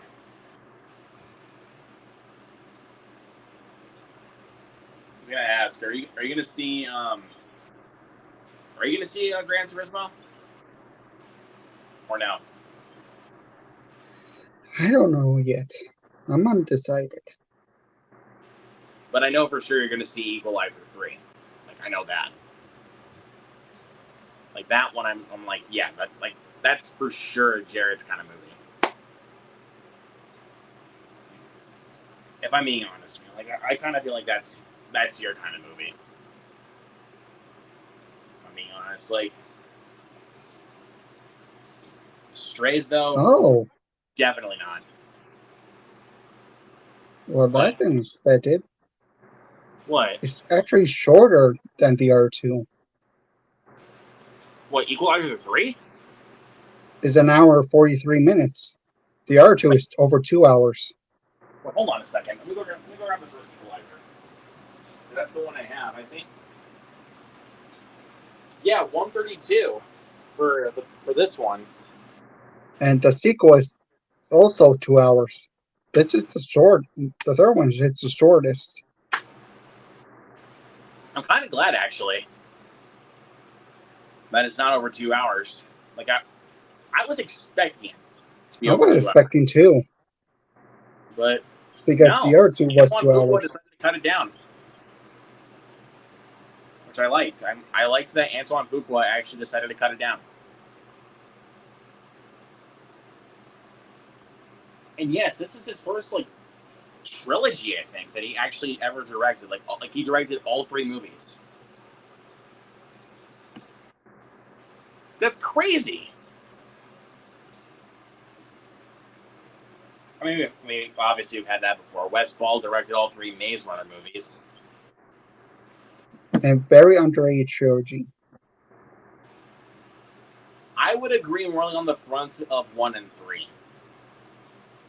Scorch Trials, I don't care for. Honestly, I honestly don't really care for Scorch Trials. But the first Maze Runner and the Death Cure, I do enjoy. Obviously, I love the Dark Knight trilogy. Steven Spielberg directed the first 3 Indiana Jones.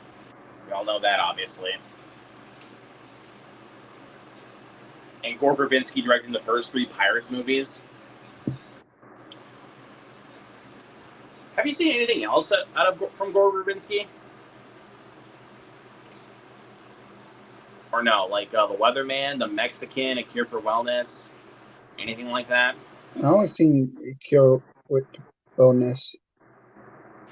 That's a strange ass movie, dude. Yeah, it's very strange. But it's good at the same time, though. Like that's kind of what makes that movie good, because of how strange it is. I thought it was okay.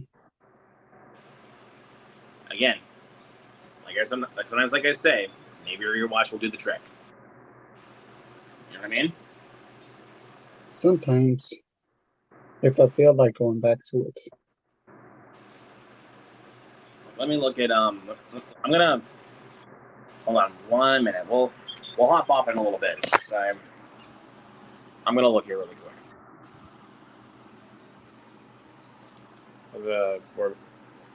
Obviously, oh yeah, so he did first 3 Pirates, The Ring, Rango, Cure for Wellness, The Weatherman, The Mexican, Mouse Hunt, and The Lone Ranger.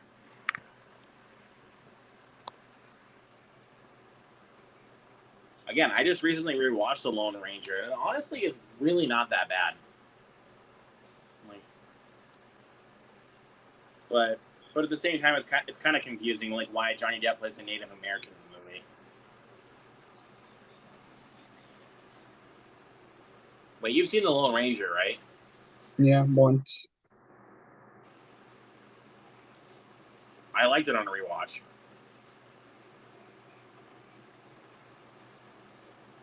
So you've seen A Cure for Wellness. You've seen the first 3 Pirates, right? Yeah. Okay. But you haven't seen The Mexican, The Weatherman, Mouse Hunt, and Rango. And I'm also guessing The Ring. The Ring, 2002. Mm-hmm. I've seen that.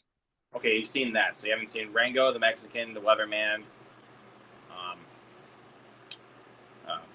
Mouse Hunt. So you haven't seen those.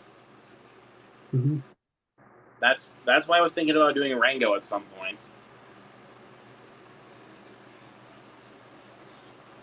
I think it's still on Netflix for a little while before they decide to take it off. I don't think it is anymore. Because that's a Paramount movie. Distributed by Nickelodeon. I mean, but the weird thing is, Nacho Libre is also distributed by Nickelodeon, but it's not even on Paramount Plus. Because Netflix has it right now. Wait, Netflix still has it? Yeah. I thought they took it off. Because last time I checked, it was just streaming on Amazon Prime and Pluto TV. Did you watch Nacho Libre at all or no? No. That's why I want to do it as a watch along.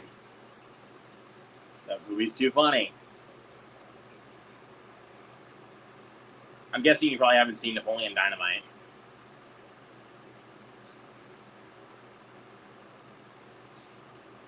Gross. Ugh, freaking idiot. Trying to think if I did watch it. Knowing you, though, I honestly don't think you have. You know what? I'll look.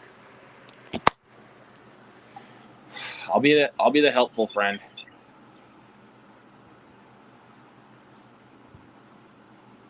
Napoleon Dynamite.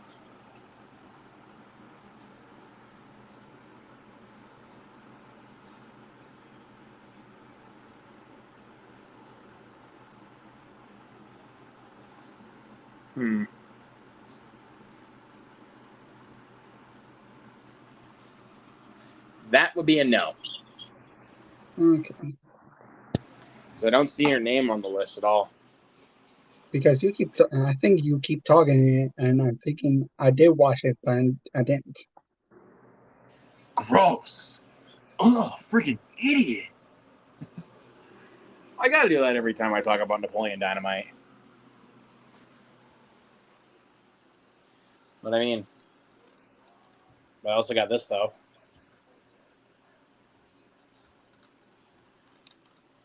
I think I still do have a Napoleon Dynamite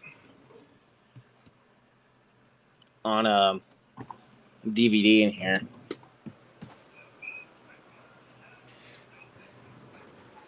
Or maybe I might have gotten rid of it. I don't know. I'm pretty sure you do not have a single copy of Napoleon Dynamite. No. Of course not.